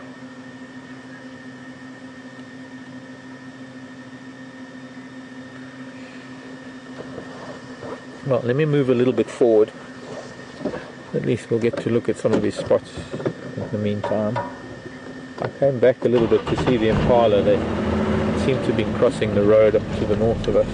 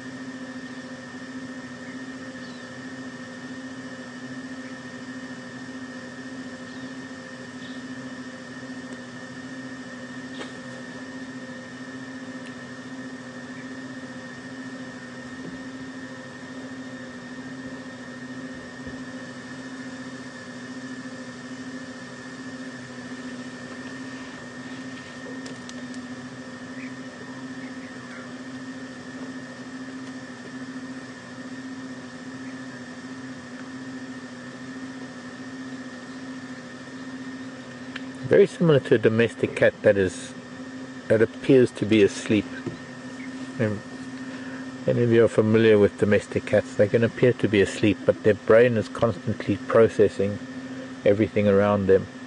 And to a large extent, a lot of the safe sounds, no matter how loud the noises are, no matter what it is, if it is a noise that is of no consequence to the cat's brain blocks it out and it ignores it completely.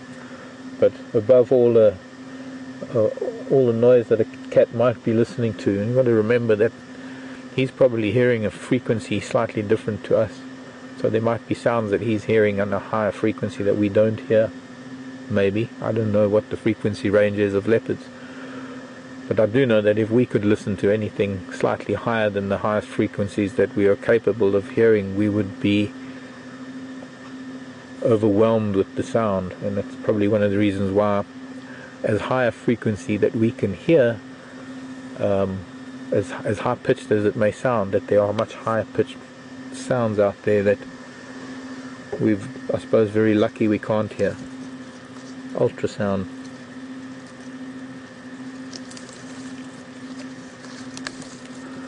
Now, he'll be tuning out a lot of the usual noise, and he knows that the vehicles are not a danger. He knows the vehicles are not a threat.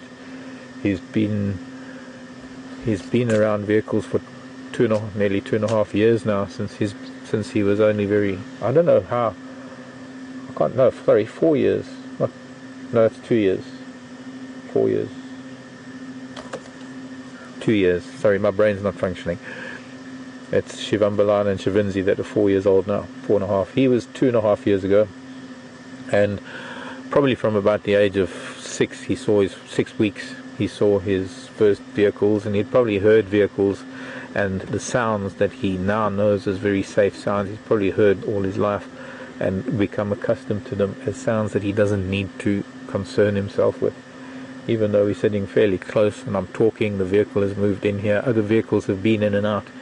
He hasn't lifted his head, he hasn't been much bothered with our presence, but I promise you, if an impala stepped on a twig 50 feet away, he would be up and looking in a fraction of a second. It's almost like the cat that's fast asleep with the noise of a vacuum cleaner or a hi-fi set or a television set can hear the sound of a mouse in the kitchen.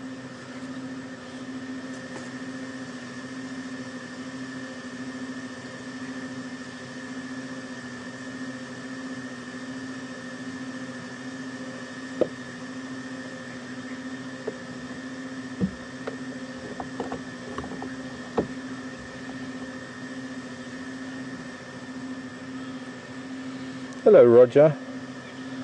Nice to hear from you. Roger wants to know why, and the question I can't answer. Roger would like to know why it is that all the leopards have African names except Shadow and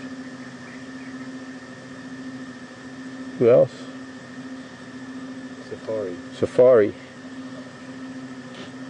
I was trying to think. Safari is actually an African name. Well, it's more Arabic, I think. Safari means to travel, to go on a journey, not necessarily a wildlife journey, but it has become the name for wildlife journeys, safaris. No idea, Roger. I don't think anybody's ever thought of it. I would have to find out why Shadow was called Shadow.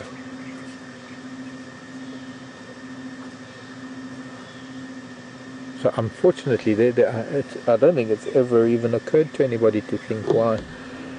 But I don't think there's any specific reason. I don't think anyone has made a point of it. But an interesting question nonetheless. I don't think.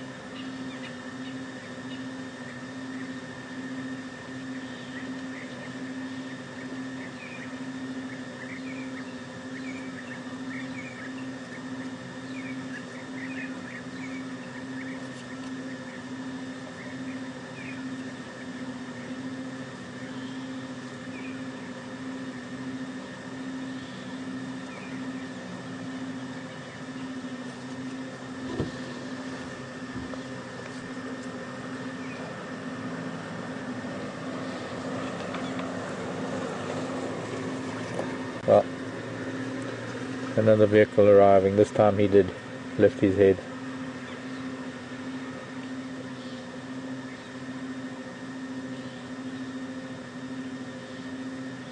He didn't lift his head when we drove in, did he? No. So he's more comfortable with us. But it doesn't mean he's uncomfortable with that vehicle. He just lifted his head to see where it was going, and he's now showing that he's fine with it.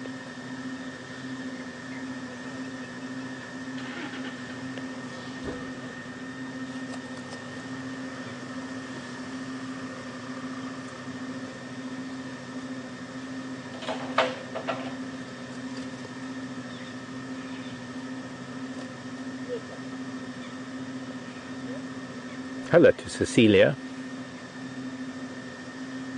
How's your Sunday, Cecilia? A very, very good question. interesting. Why do birds make an alarm call for the big cats when they're not even prey items of the big cats? Well, they could be, Cecilia. If a leopard could get hold of any bird, it would. I remember there was a time when, I think it was Karula, in fact, walking down the road, and a dove flew up from the centre grass patch, that patch of grass that runs down the centre of the road, and it gave her a fright. But she was so quick that she actually jumped and caught it in midair. I think Peter Pretorius was driving that day.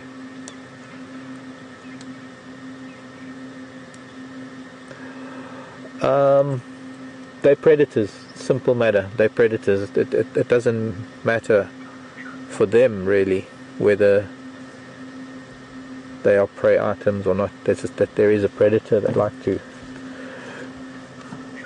they don't like predators. The one thing, the most important thing about alarm calls is that it's not so much an altruistic act of warning everybody else that there is a predator. It can actually be construed or seen as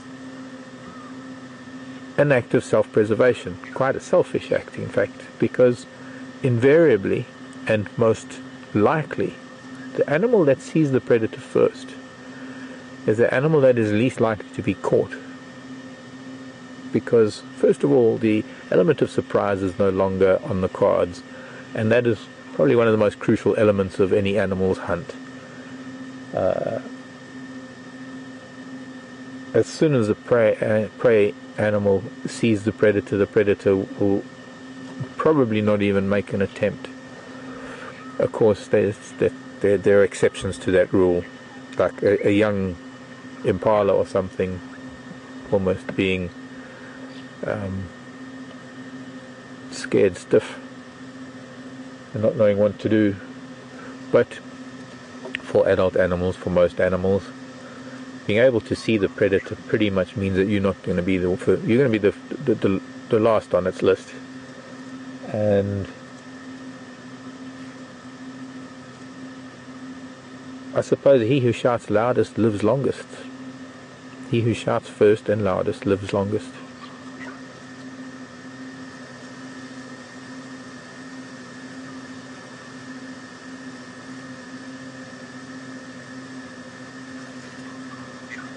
The key to a successful hunt for any predator, maybe not so much wild dog and hyena, because they rely on stamina more than skill. But the most important thing, whether it's aerial, aquatic or a land predator, whether it's a reptile or a bird or a fish or a mammal, is being able to strike before your prey knows that you're striking, so that you at least got a chance. And so the animal that can see the predator is already out of danger, because the predator can't make that preemptive strike, and so it won't. They don't.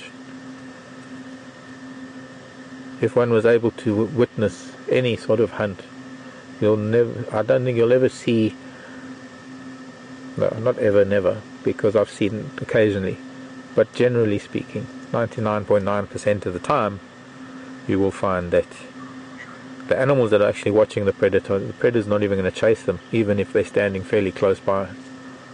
It's also a self-preservation thing on the part of the predator, because that's a kind of situation where fight instead of flight kicks in. And especially with animals that have horns, things like buffalo and wildebeest and other antelope, or even zebra with their bite and their kick, giraffe with their kick, are able to defend themselves to a certain extent. And to aid the prey species, of course, the predators are not that efficient. They can't be successful every time they hunt. And most of the time that they lose out is because of something alarming, and funnily enough, usually it's birds. A lot of the time the birds start the alarm calls. Bye.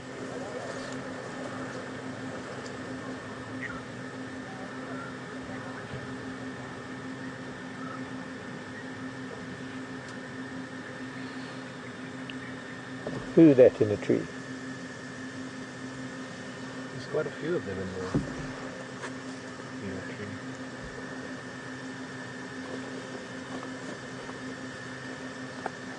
Starlings. If he starts moving, the starlings are likely to start shouting.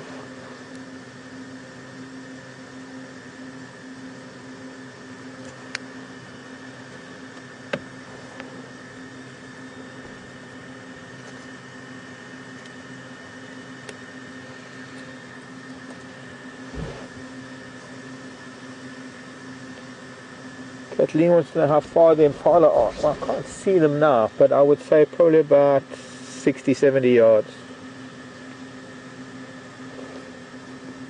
They were moving further east from where they were, I think. The last time I saw them crossing the road.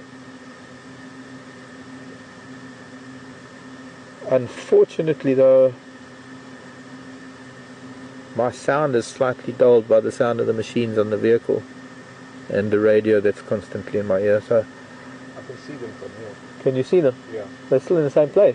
You're a little bit closer. They're a little bit closer. So they are edging closer. Oh, heading this way, yeah. They're also likely to move over to the dam wall to get onto the other side of the dam to get up onto quarantine. So they're most likely going to be coming past here at some point. The tails are still flickering. Pardon? The tails are still flickering around. Tails are still flicking, so that means they're still all comfortable.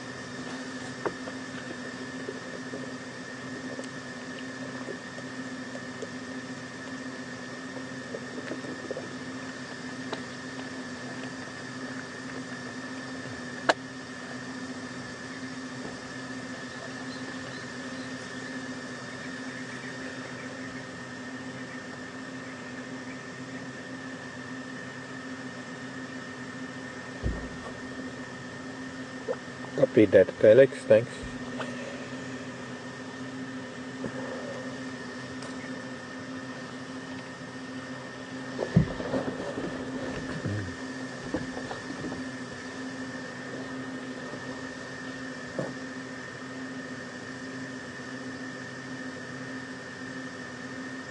Well,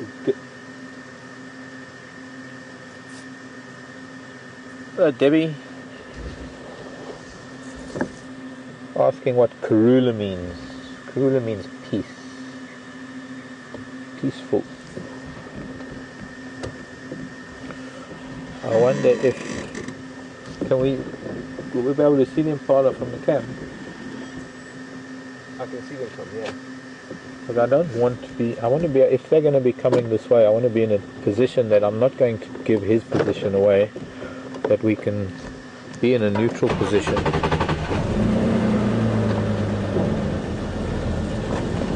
Even if we're just watching the impala rather than him, because if we're sitting here with him like this, then it's just going to draw attention to him. But I think they still, they're through there, because they will look at us.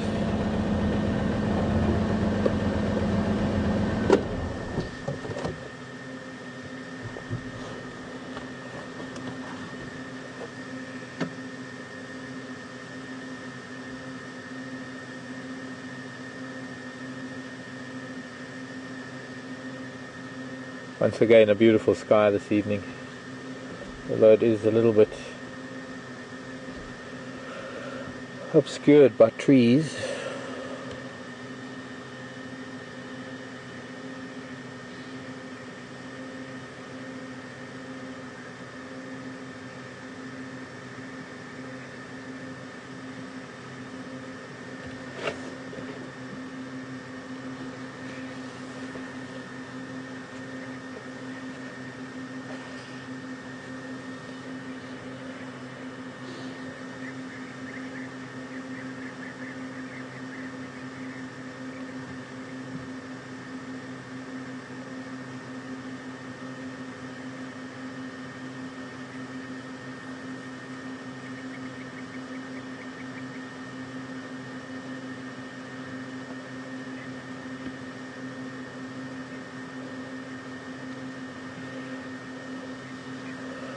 Hello, Lynn in Michigan.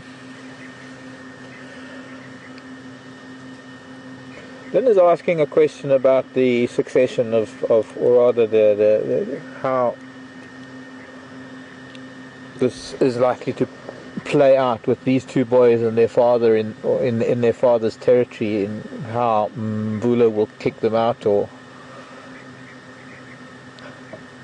personally, my personal opinion in these sort of matters is that there's absolutely no way of knowing until we observe. In the past we've observed leopards who have tolerated their sons in their territory. In fact, Tara even wrote a scientific paper on the subject because no papers had been written. Maybe because it hadn't been observed before, or maybe because it had been observed but nobody ever thought to document it.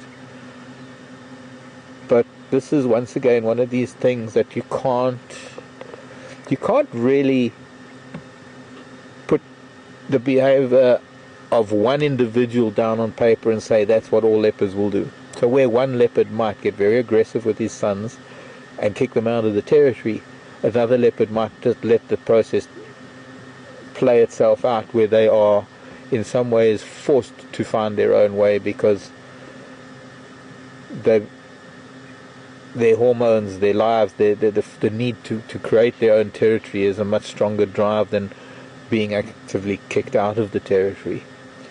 We saw with Yambilu Yudan and his sons Mishu and Induna how tolerant he was of them. In fact, I think maybe more so with Induna, because because Mishu left the area a little bit earlier, but we certainly saw the two of them, Induna and his father Yambilu Yudan, feeding together. We saw him with his mother and his new siblings. We saw all sorts of, even with his older sisters. I think there was one time when it was a Tundi who's Saseka was with us on a kill with the boys. I wouldn't even like to guess, but what would be interesting is keeping track of these two boys and finding out what happens as they get older, because they're reaching the age now where, not quite 2.5, thanks to Alan saying that they were born in December, just over 2 years ago, 2 years, 3 months, or 4 months. Karula usually had her cubs around November, early December. That was sort of the norm every 2 years. I guess a lot of that was based on her estrus cycle, natural estrus cycle, that after about, maybe 18 months or so, she would come into estrus again. Beautiful woodlands kingfisher just above that impala. They're still here. They'll be leaving soon, the next few weeks, and I can hear the bee-eaters, the European bee-eaters, collecting. I think there are many aspects, there are many conditions that will contribute to how an animal behaves, how an individual leopard will treat his sons, or how he has himself experienced life. And the behavior that we're witnessing of leopards, or from leopards here in this northern part of the Sabi Sand, is completely different to the behavior of leopards in many other parts of Kruger, or even especially actually in other parts of Africa, because in other parts of Africa they don't have the same dynamics. There's different habitat, there are different densities of prey species, there are different densities of leopards that are dictated by the vegetation and the density of prey species. But there are also other factors. There are the populations of competitive species like lion and hyena, and to some extent cheetah, jackal, wild dog.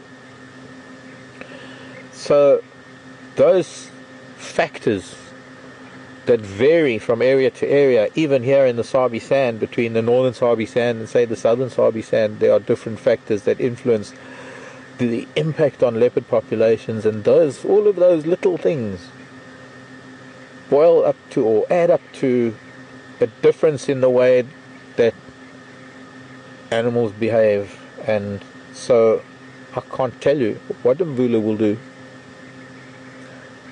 I'd love to give you a very simple answer. Of course, then I don't get into long explanations, but there is no simple single answer. I'd love to be able to say, yes, he'll fight with them and scratch them and chase them out.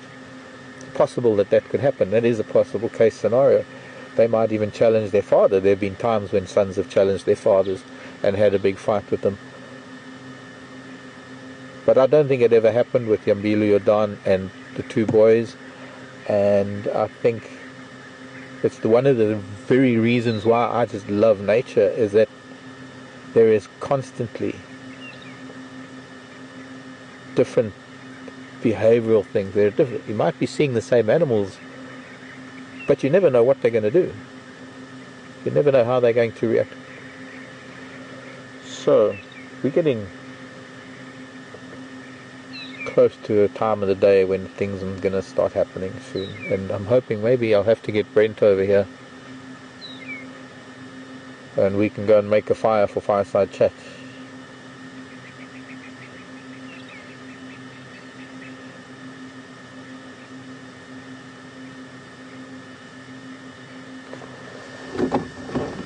Excuse me folks, just talking on the radio quickly.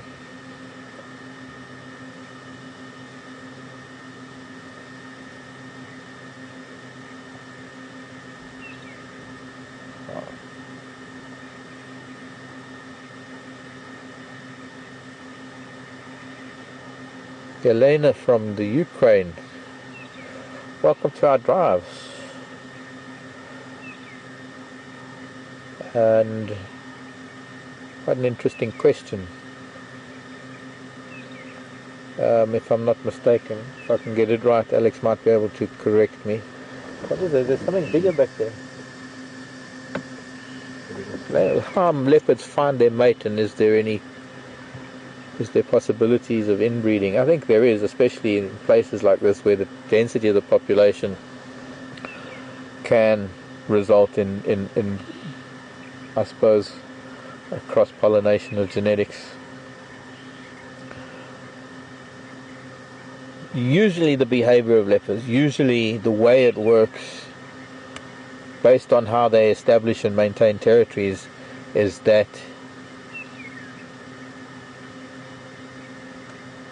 the males tend to move away, but fathers can and possibly do mate with their daughters. Female leopards are likely to take over their mother's territories, and their mothers are likely to move their territories to the same as to some extent. This all used to be the bulk of Karula's territory, but she actually moved away, and I think Tandi has sort of taken over most of Karula's old territory towards the west. And so there's a possibility, although he's not around anymore, I guess there was a possibility at a time when Yambilu Yordan, or even maybe one of the sons, but not really likely. It's just there's a very short lifespan, generally speaking. Well, I suppose not so much. When we think of Safari, who lived to 19 almost, I think 18 or so, Karula's mother. But I think it's possible that there are places where there could be inbreeding. But generally, a male holds a territory, a big male holds a territory, and there are females within his territory who have their territory, because he has a larger territory than a female's territory or home range, and they're likely to be females that have home ranges and territories around, or rather within his. So the females that he has access to would normally be unrelated females. I suppose there's a remote chance that when that male getting older, that maybe one of those female sons could come back and take over that territory. You see, nowadays with DNA, it's easier to be able to link animals to each other, and unfortunately it's still a bit of a complicated process. What is making life easier is the fact that now with social media we're able to follow these cats for so much of their lives that we can actually document things. And I would gladly welcome any comments from any of our long time, or any of the viewers of the various cams that you have around not only here in the Sabi Sand, but also the websites like all the Sabi Sand leopard website, the Timbavati leopard website, or rather Facebook pages. People who are familiar with all of these animals, whether they know of any inbreeding occurring. And I think in areas where the population is very well spread out, where maybe like the Karoo, Kalahari, the mountainous regions where leopard are much fewer and far between, maybe there's the least likely chance. But here, where there is a very high density of leopard, and there is a chance of leopards staying in their mother's territory a lot longer than I would say what is being found elsewhere, maybe there's a higher risk.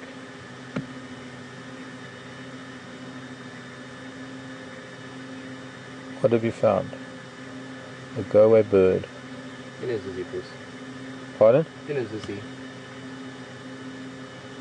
And we're really just sitting and waiting for this cat to get moving.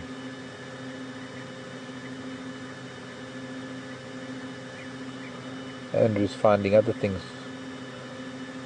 I was hoping the impala would be making their way to the plains, because they normally do. Oh, they are actually. I can see some of the youngsters. It looks like they're heading down towards the water. I can see some movement. And all we need is for him to wake up and see them moving and decide that he wants to go and eat one. Or not. Rather just maybe see what transpires. Not wishing for a kill, but we're in a situation where we are likely to see something play out. Their success rate at hunting is very, very low, so quite likely that he'll miss. Well, there's a greater chance that he'll miss than he'll catch something, so it'll be interesting to see him stalking. It'll be interesting to see how he behaves.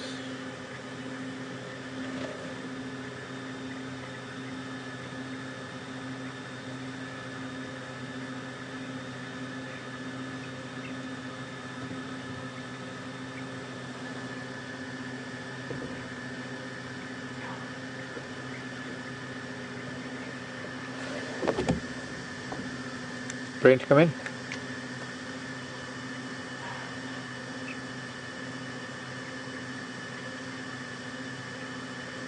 I'm not copying you too well. Where are you now? Have you got something there?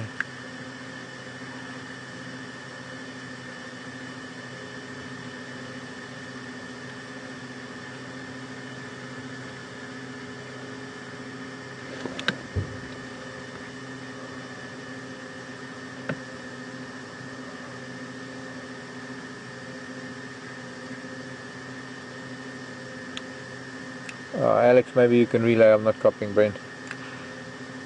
Something about Djuma.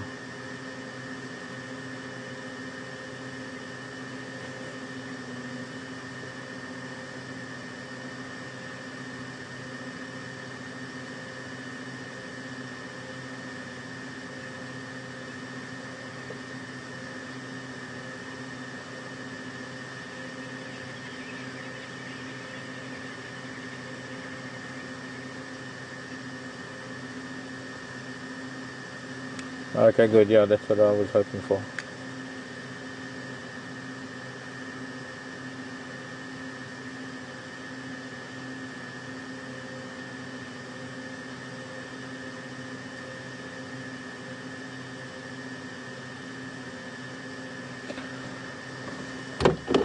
Brent was waiting down near Twin Dams, hoping that Djuma would show. Evidently, there is a sighting down there, but I think probably a similar situation where Brent can't get to see him unless he moves.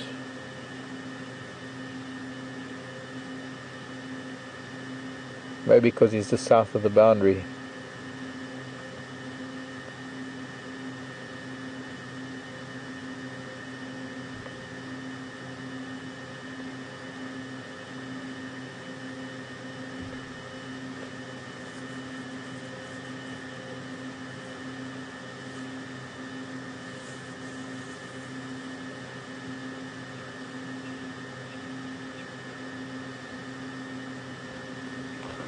Jennifer in Toronto.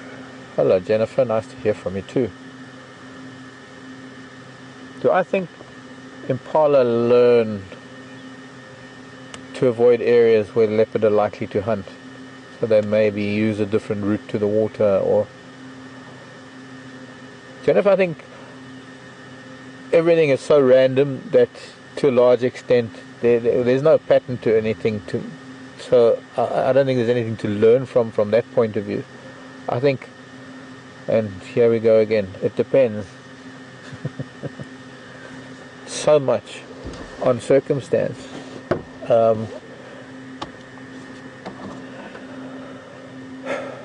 lot of impala we see at night time on quarantine in the open area. Yeah, no, I'm getting to that. I mean, that's one side of it, most definitely.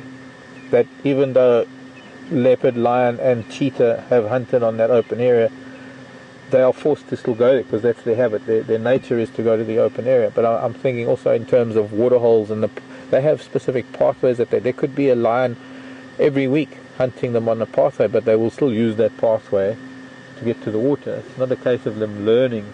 I think what I'm trying to get at is that you don't really find animals hunting in the exact same place, because there isn't that much of a routine that a predator learns about it. But then there are exceptions to that rule, because crocodiles will learn certain things, that they will know to catch fish at a weir, for example, or in rapids, because they know that the fish have to go there, and crocodiles find it easy. And if a reptile can do it, they can. It's much like taking advantage of a fork-tailed drongo taking advantage of an elephant feeding, knowing that, well, there are things that animals will learn to their advantage. So there are times when a predator will learn that there is somewhat of a routine, or there's some advantage to hunting animals at a certain place, and that could be at a waterhole. And why I say it depends, because sometimes that the water point might be a big river, it might be a dam, it might be a small concrete trough, artificial water point. And obviously the smaller the water point, the easier it is, because the more intense the animal's pathways are to reach that singular point. And no matter how many times a predator might hunt there, the drive, the need, the desire for water, the need for water, not so much desire, but yes, the dependence on water is so strong that there's nothing else they can do but run that gauntlet or walk that gauntlet where hunts have taken place. I know for a fact that, and there was an area in Tanzania that I used to do overnight walking safaris to on a river in the Tarangire National Park. I can't for the life of me remember the name of the river, but there was a certain area of the river that, although most of the dry parts of the year, the water was subsurface. The flow of the water flowed into the Tarangire River, and very much like the Mawati, where the elephants dig to drink. And you'll see how shallow the water table is.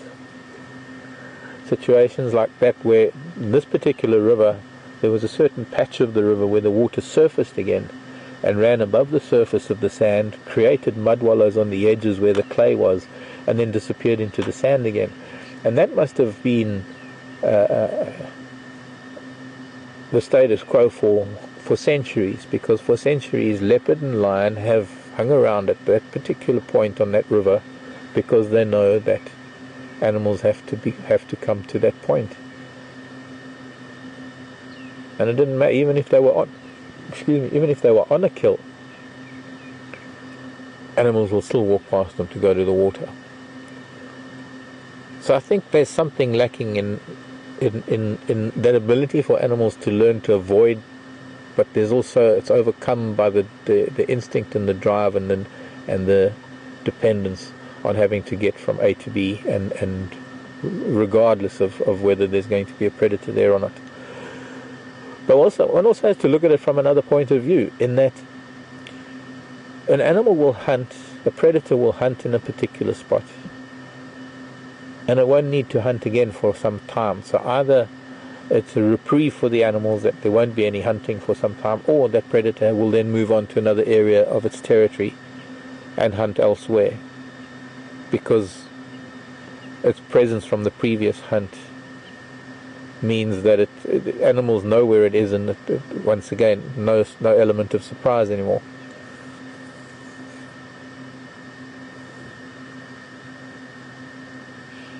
So there's our tower, by the way, looking into the sunset. The tower that we broadcast to you from. So our radio wave is going from here to the tower to final control, and then back to the tower. And from that tower it goes to you. I don't know how that happens. Satellites to other places, and then fiber optic cables to London and Europe, and then, gosh, I don't know.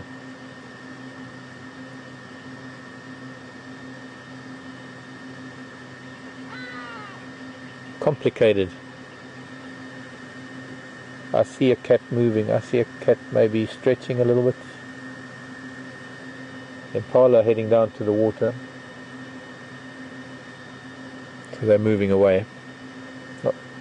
Or parallel rather, they're moving away. Now not Scott, it's Brent today. Brent's going to be arriving here. He's going to sit and wait and see what's going to happen.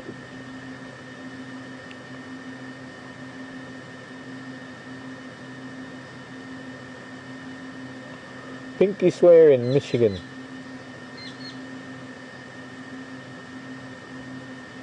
If prey is so close, why doesn't he take advantage now? Well, partly because probably daylight, too much open ground between here and the impala, not enough cover, maybe waiting. There we go, he's sitting up now and having a look around. Unfortunately though, he sat up in a place that's directly behind a branch. And I hope the impala don't see him.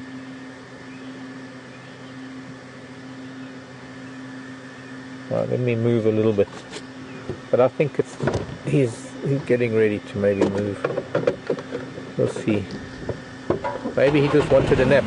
The other thing is that when he arrived, when he was walking up from the dam, sorry Andrew, when he came up here from the edge of the water, the impala did see him, and they saw something. I don't know if it was him, but they did start alarming. See, they yawn a couple of times, and then he's going to get up and hopefully not disappear into that thick bush. That would be a bit sad, but it is what it is.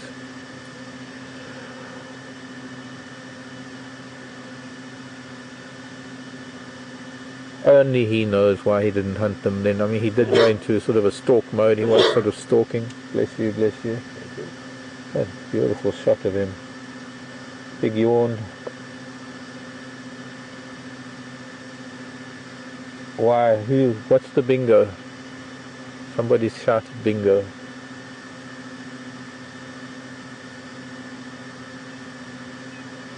Must be something to do with me saying it depends. Go ahead.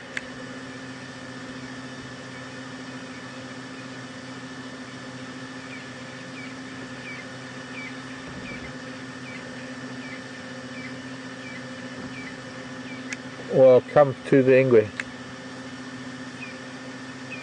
Yeah, firm, it's only me here.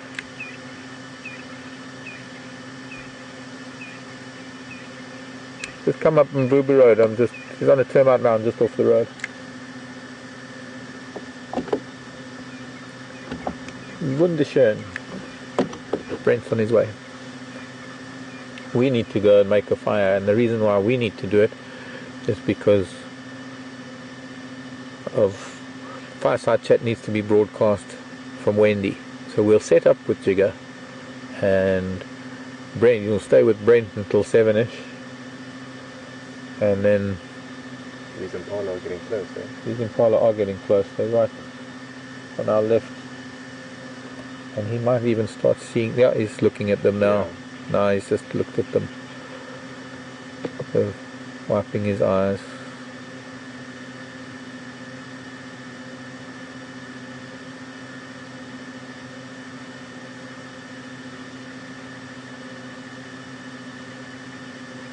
And the third yawn. And now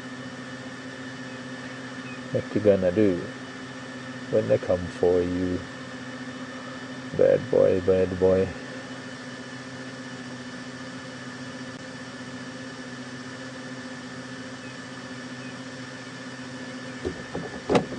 Go ahead.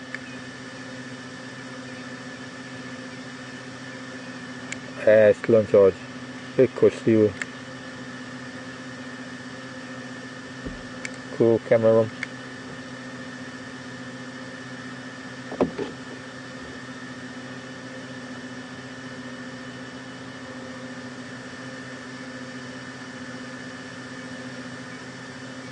Oh, he just winked at us. That is beautiful.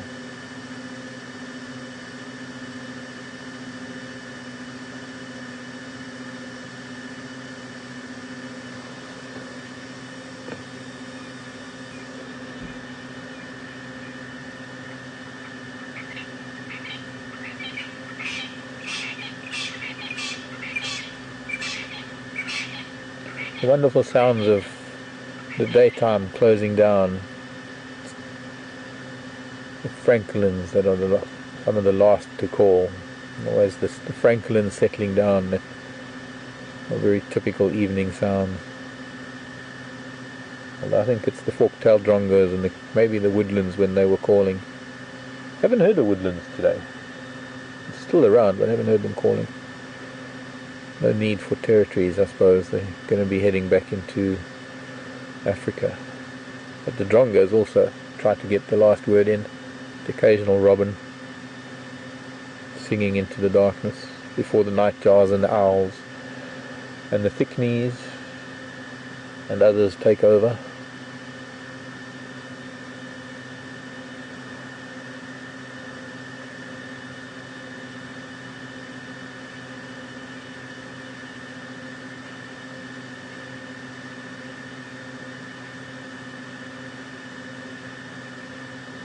Big one. Getting oxygen into those muscles and a lovely stretch.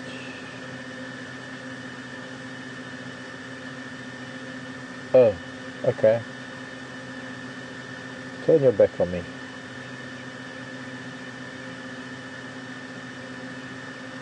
He might not even hunt at all. Not looking very full. And maybe there's something moving around that I don't know about further back.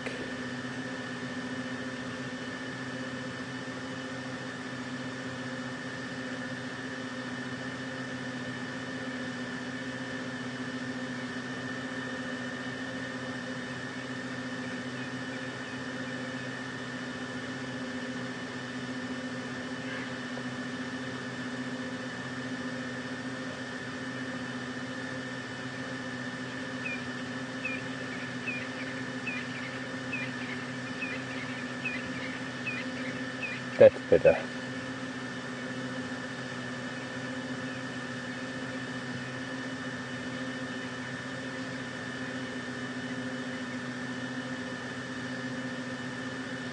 Now he's watching those impala make their way down. That impala probably going to be heading down towards the dam, crossing the dam wall to the open area on the other side of the dam.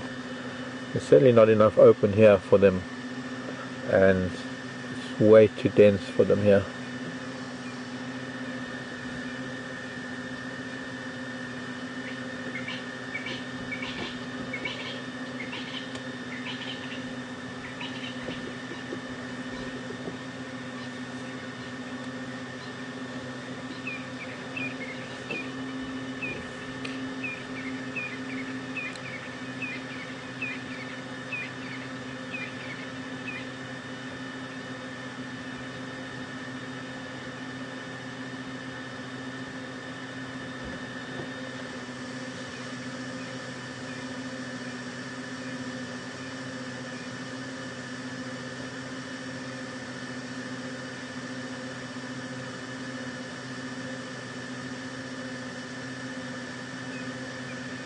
It's also times like this that we can't really use a light.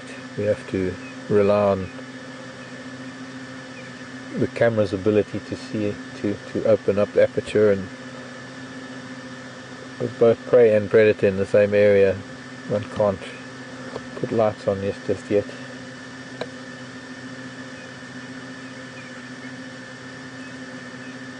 I should have, maybe I'll do it from tomorrow. I've got an infrared scope, so I must bring, I can see what's going on.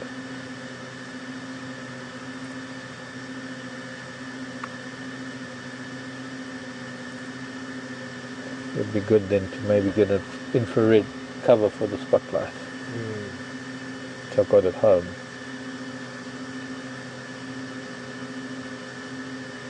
Didn't think to bring.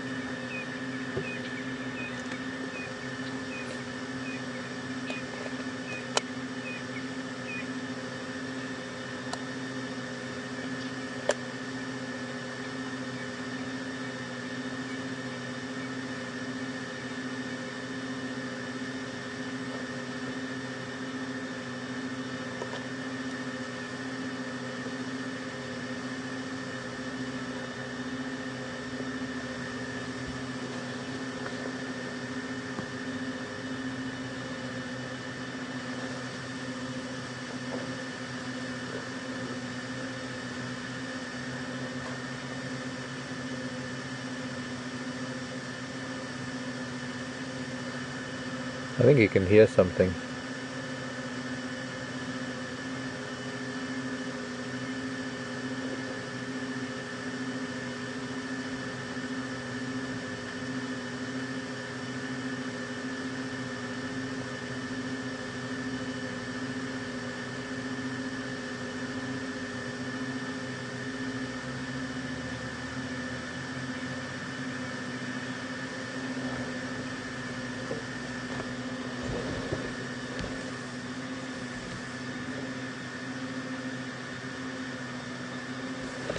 Hello, Gail.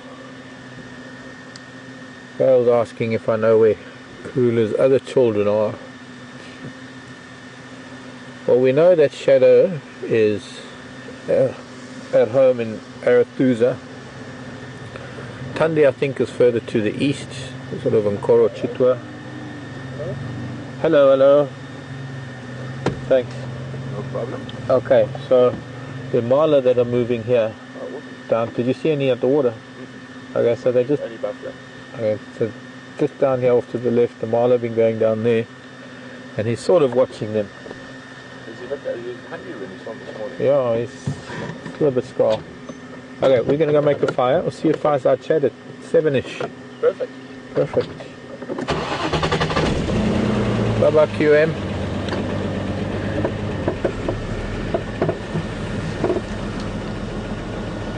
So, I'm going to hand you over to Brent, everybody. And I'll see you in a bit.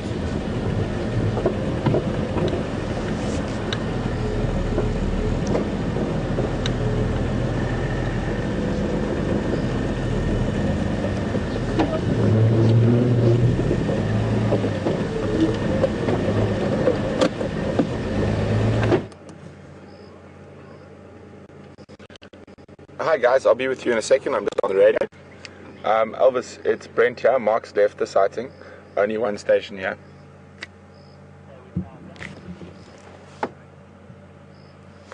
Yeah, it's still Lala on top of Shidulu, and there's Marla about 50 meters from him.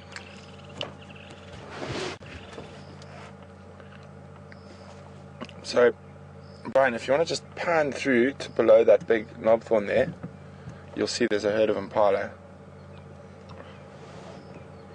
And keep going down a bit. Where we're going a bit too far, sort of. There we go. I'm getting lost in the screen.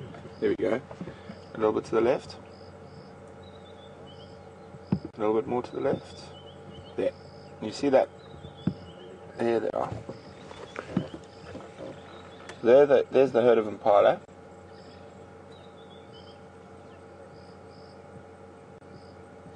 So it's probably about 60, 70 meters.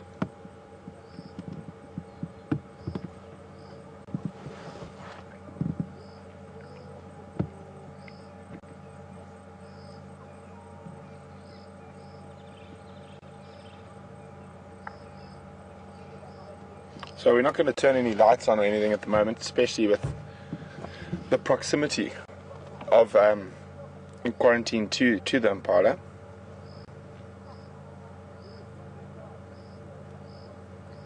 You can go ahead with a question, Alex.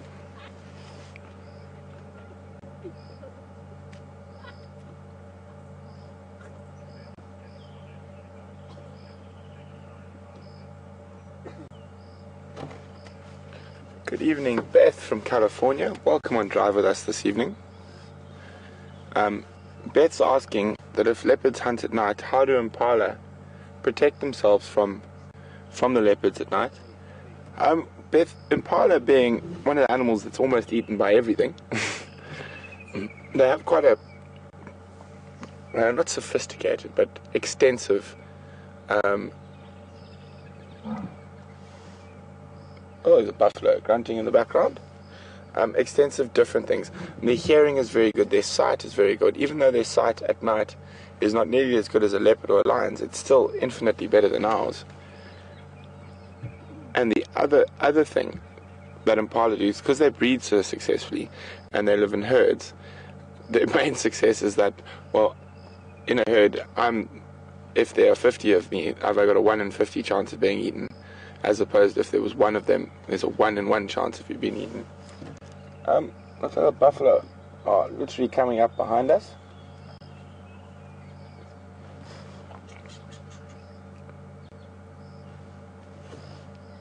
Now you can see. Now you can see how effective this camouflage is in low light.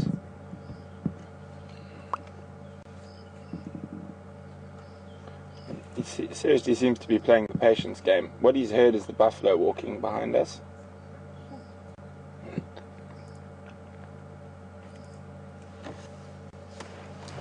There's a hyena coming up behind us as well. So he spotted that hyena. That's what he's looking at quite intently at the moment.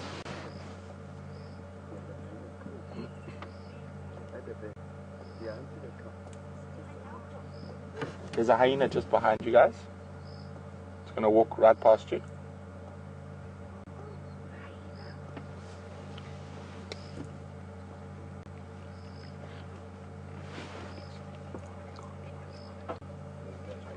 And just so everyone knows why we're not shining a spotlight, it is because there are impala less than 100 meters from him, and he has been looking at them all evening.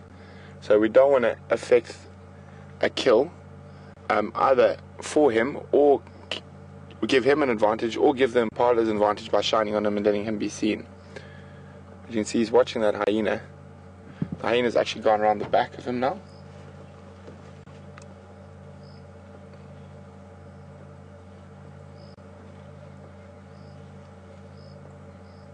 The hyena, we might be able to just pick it up. There we go. You just see that movement to the right of him. That was the hyena. He might keep still, hoping the hyena doesn't spot him. Oh, we've got buffalo coming from this side, hyena from that side. It's all happening.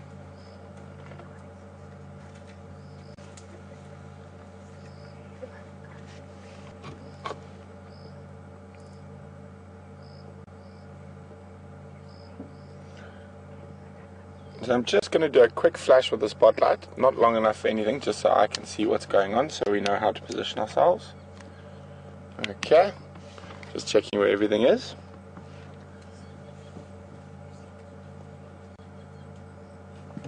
So the hyena haven't moved. Oh, sorry, the impala haven't moved, they're still in the same place.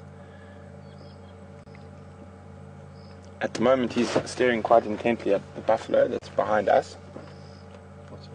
That's the hyena, I think. Yeah, I think it just crossed. Yeah, a hyena.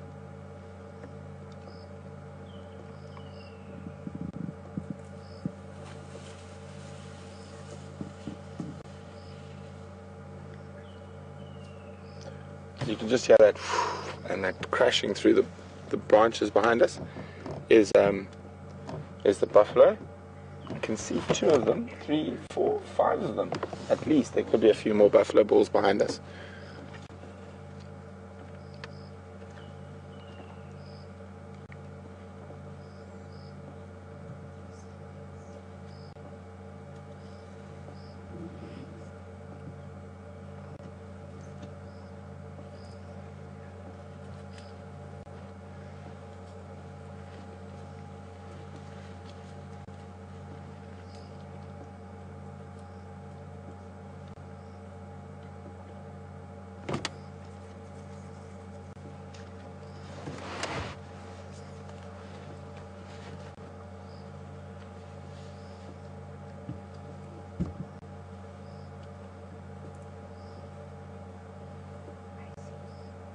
And he's watching the buffalo.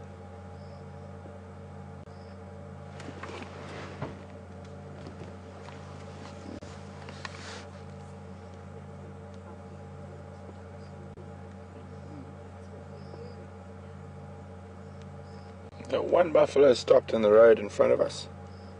There's still another 5 or 6 behind us.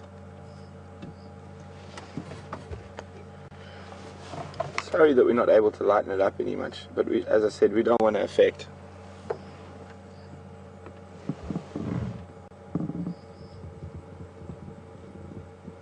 So to give you an idea where the impala are, from that buffalo, they're probably about 25 meters, 30 meters beyond that buffalo.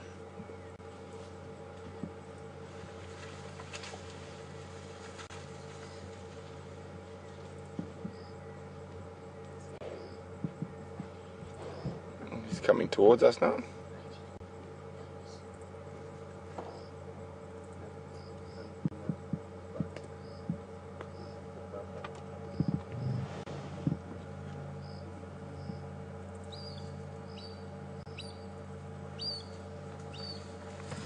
The water thickly calling in the background.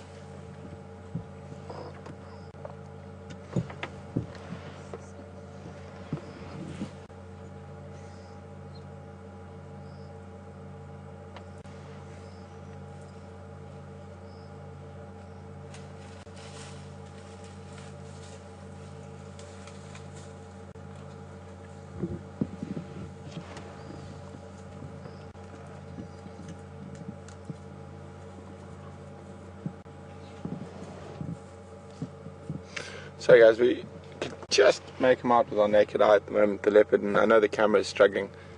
So we're just going to point up at this guy and I'll keep a close eye to see if he moves.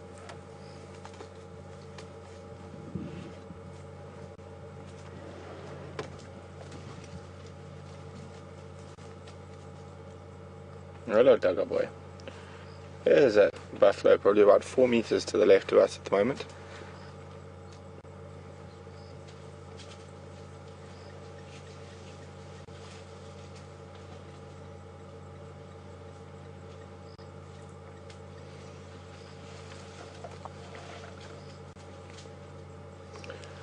Let's do another quick swipe, make sure everything's where it was. Some impala still there, and he's still there.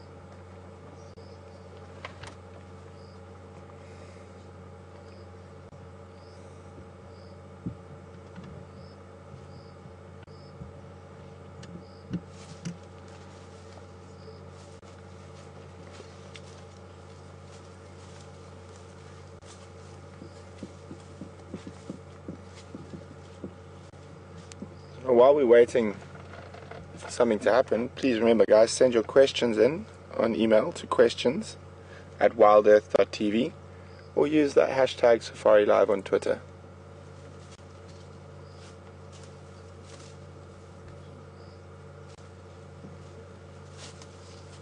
Beautiful colors in the sky.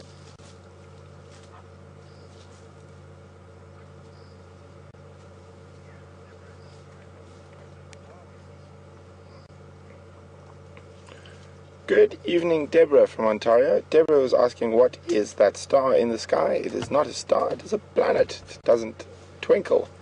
That is Venus.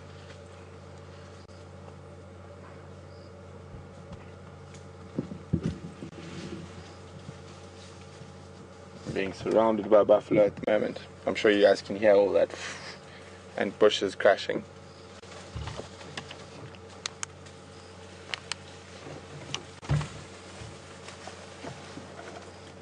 So you see, it's a solid light, it's not a twinkling light, so that's a planet rather than a star.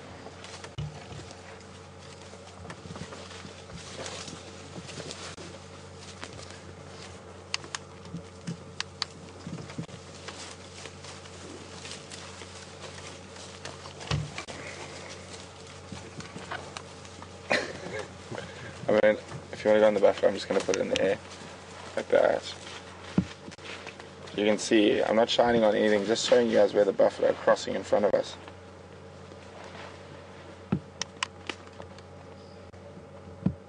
But he's still sitting on top of the termite mound.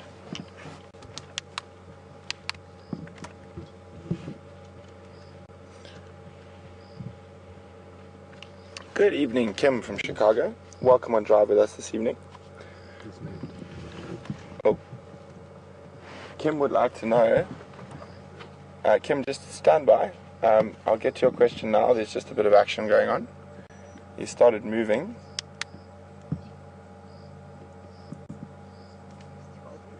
Impala is still in the same place.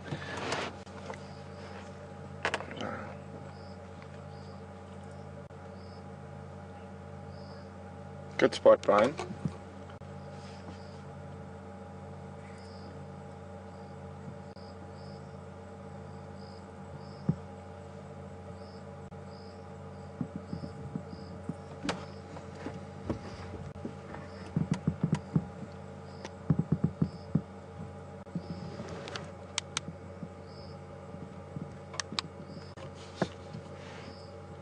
Sorry, Kim. Kim wanted to know whether buffalo would chase a leopard, I presume, as they chase lions when they get too close. Most definitely. Actually, a couple of days ago, Alex and I watched buffalo chase Quarantine's brother up a tree.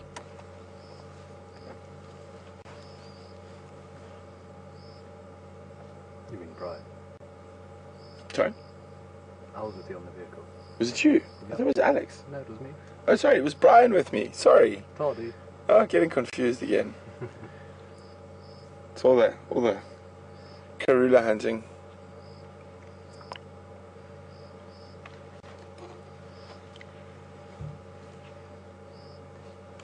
There we go, he's on the move. He's heading towards the Impala.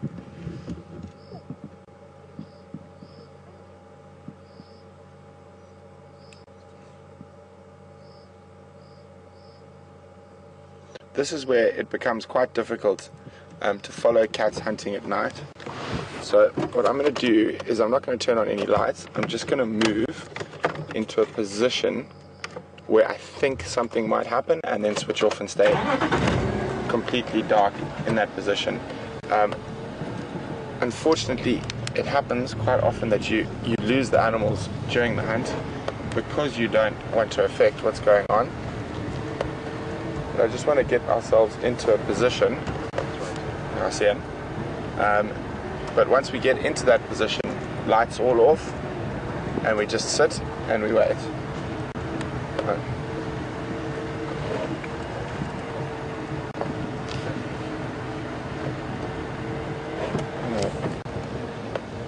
He's completely ignoring the blooming Impala and he's stalking buffalo like his brother.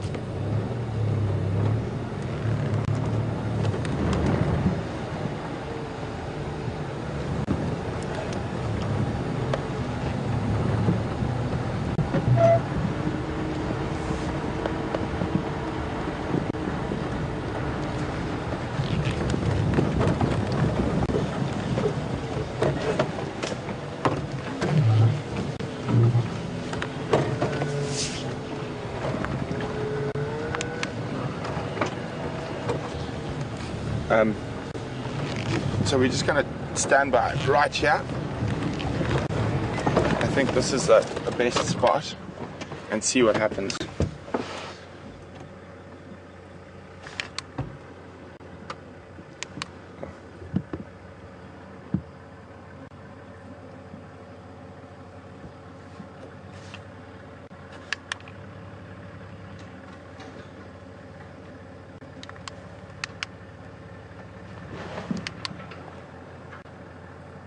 I don't understand what he's doing. He seems to be following the buffalo.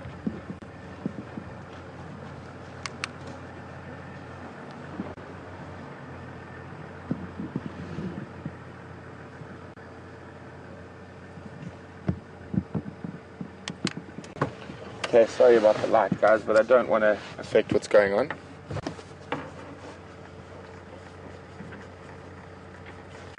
But I will keep checking in case he just completely misses these. Huh? Is he still moving across? He's walking straight past the impala.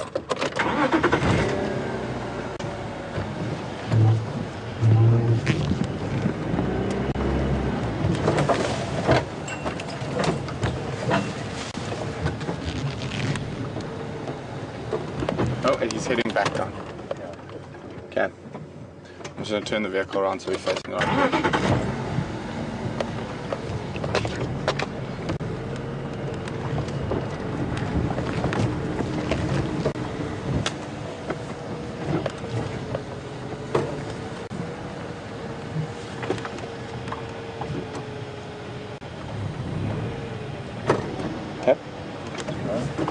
Thank you.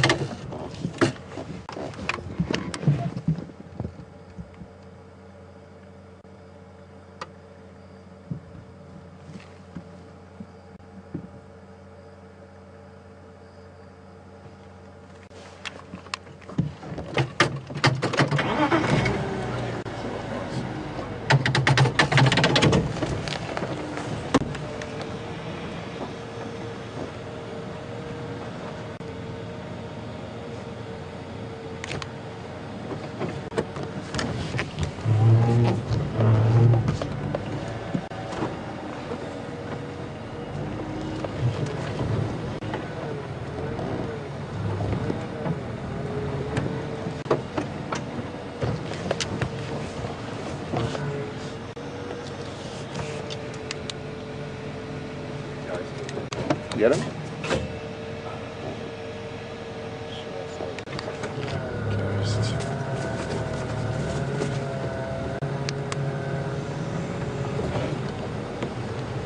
So we're just trying to figure out exactly where he is. Okay.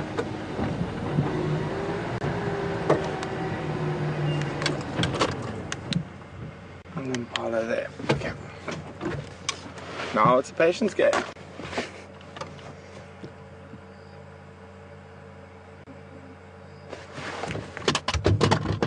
Oopsie.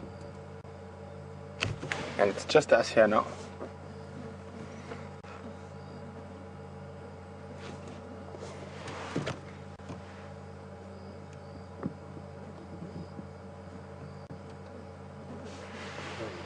Turn this off for a few quick.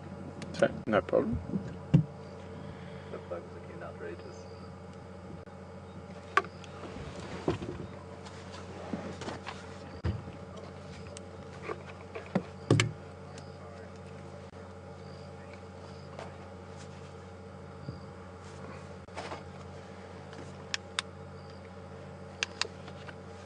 Sorry, confirm the name again.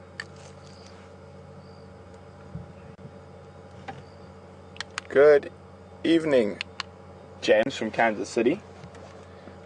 James would like to know if we're able to see comets because we don't have as much light pollution. We do, but very seldom. I mean, the comets only come around every now and then. I think Brian actually probably knows more about comets than I do. I've seen a few at Thorny Bush. Yeah. I think 6 or so come. That one, there was that one, a while ago that was quite, everyone had to look for. There was the one that came through the Russian airspace Yes.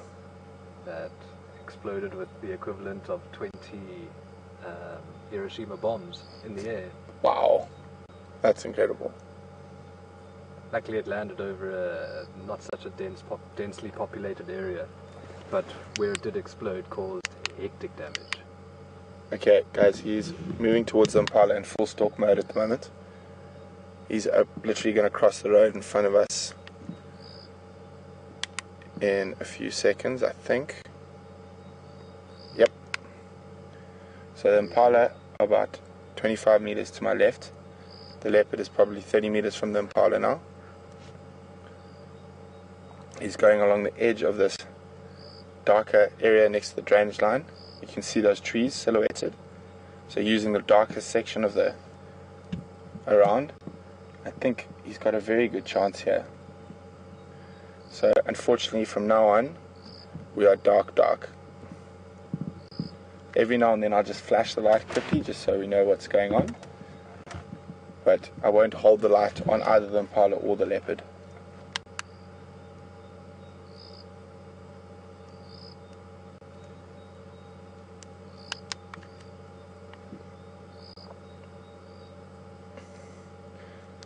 Now basically we will listen for a kill.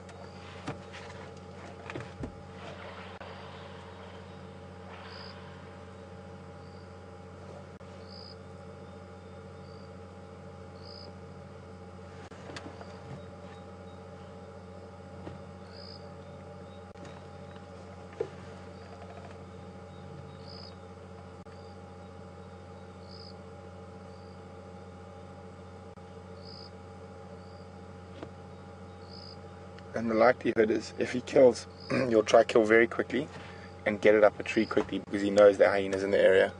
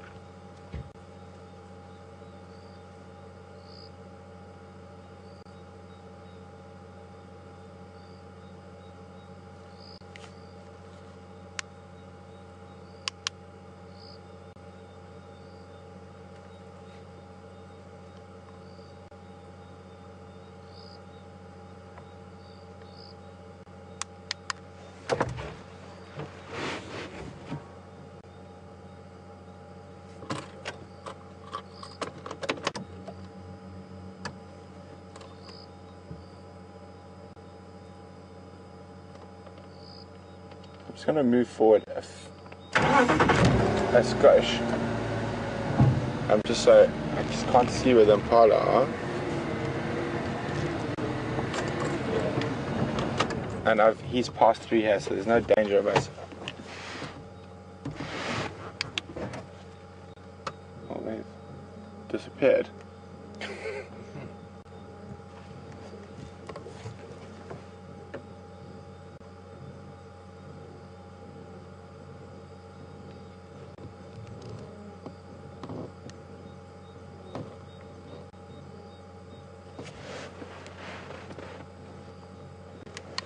Wow.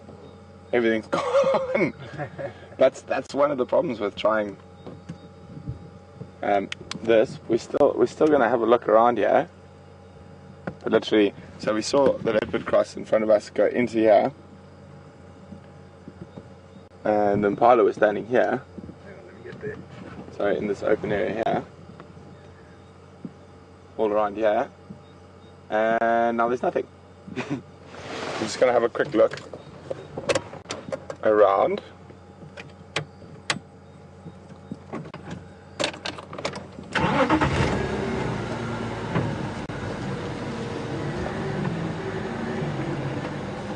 Not right behind this bush. It's possible.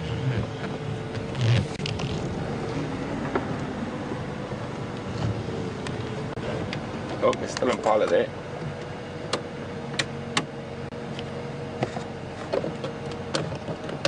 Oh, wrong button. Too many buttons.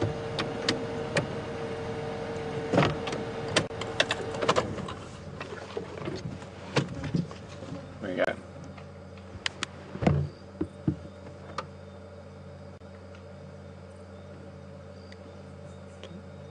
Yeah, elephant feeding off to the right.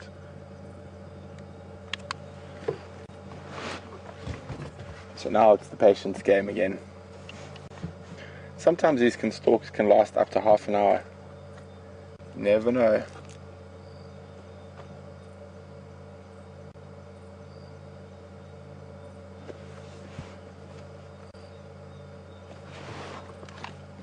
Right. Buffalo again as well. Attacking the tree.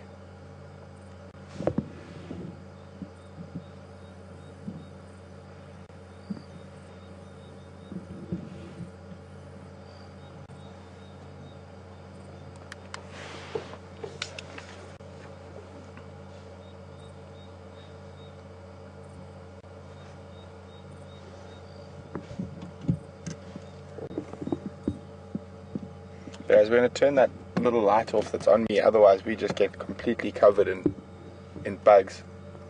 I can see some stars. And as it gets darker, what Brian's going to try to do is focus on some stars.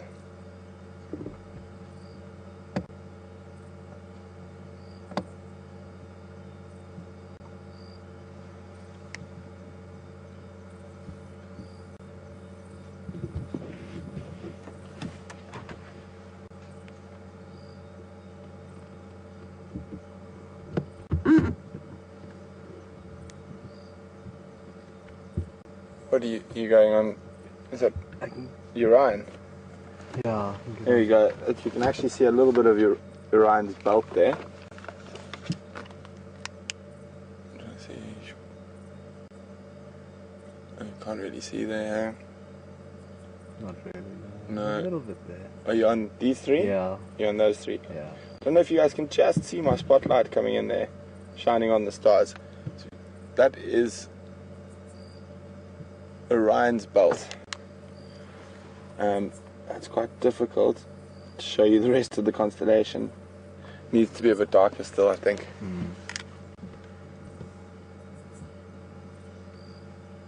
I can tell you some mythology.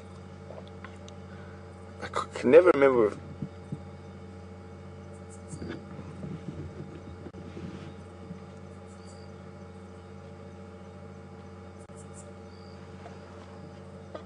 Where are we now? Okay. Orion. Triangle thing, no. Where are you looking? Show me with the spotlight. What's that? Oh, there, Taurus. There's Taurus, the bull. I lost it again. Oh dear. This is quite hard work. There we go. That's Taurus, the bull. The two bright stars on the right are the tips of the horns, and then going down to his face.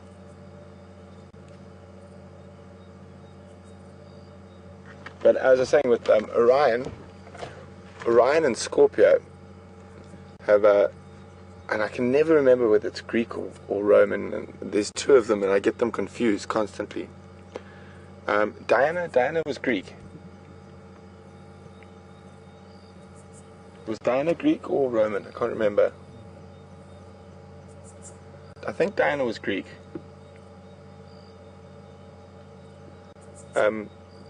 So, oh my goodness.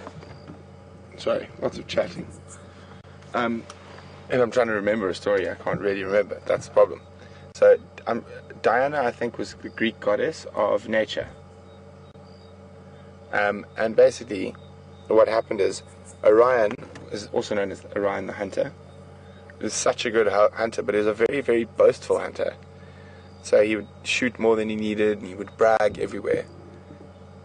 So Diana sent the Scorpio, to sting Orion and kill him because he was a boastful and bragful hunter.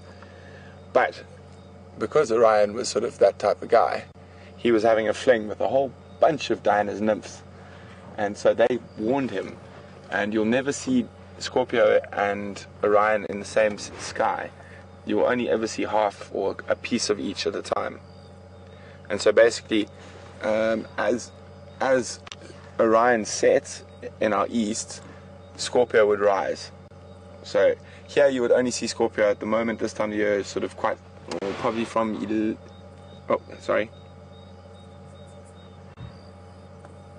that geese or impala? Impala. But further away. Yeah. Sorry, back to the story. So you'll never see Scorpio and Orion in the same sky because the Scorpion is trying to climb into Orion's shoe to kill him, and he's constantly trying to get away from Scorpio. So as Orion sets, Scorpio rises. Oh, I think he might have been spotted.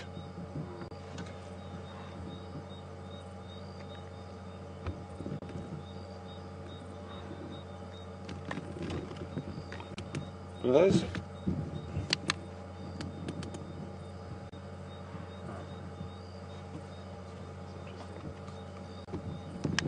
Yeah, we'll stay on for now.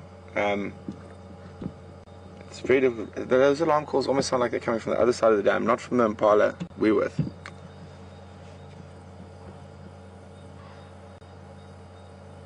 Maybe when we heard that water, it was him. That water? Or the rustling earlier. Yeah. Oh. Those impala have gone. I think the game's up. We hear all the alarm calls. We're going to go have a quick check. Negative?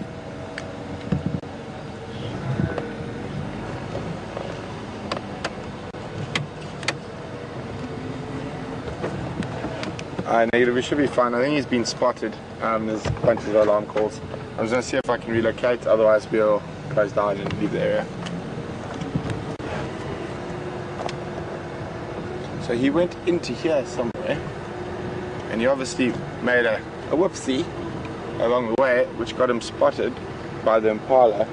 We'll just have a quick look around. So all the impala have vacated at high speed. We definitely didn't hear the crash of a kill.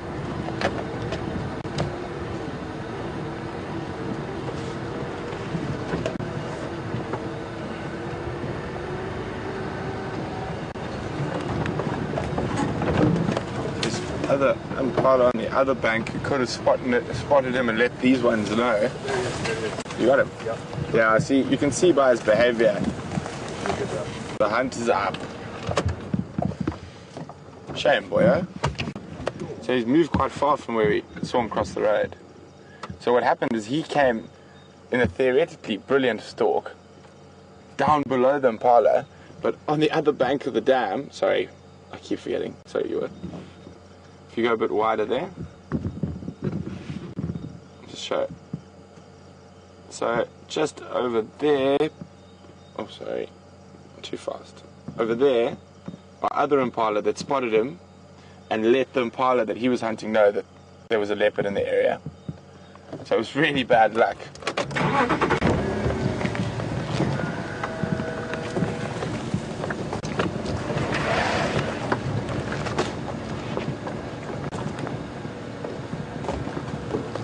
Now the area is empty. Yeah, literally from an area that was full of animals earlier, there's nothing here now.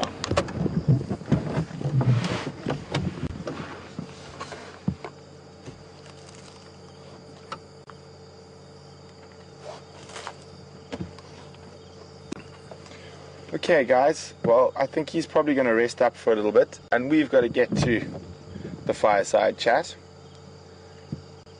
I'll give him a minute just to see what he does, but I think he might lie down for a bit.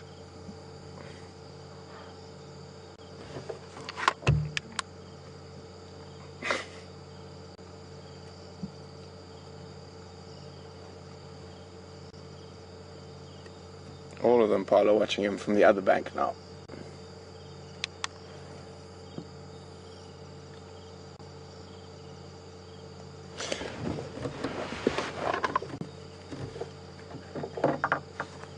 Okay. So I don't think he's going to do too much.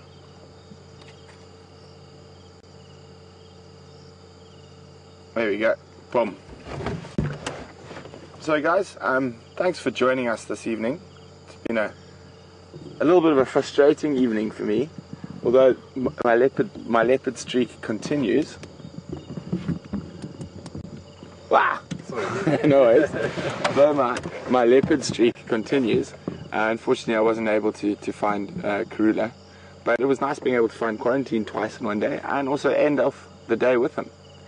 And it's my first day viewing him.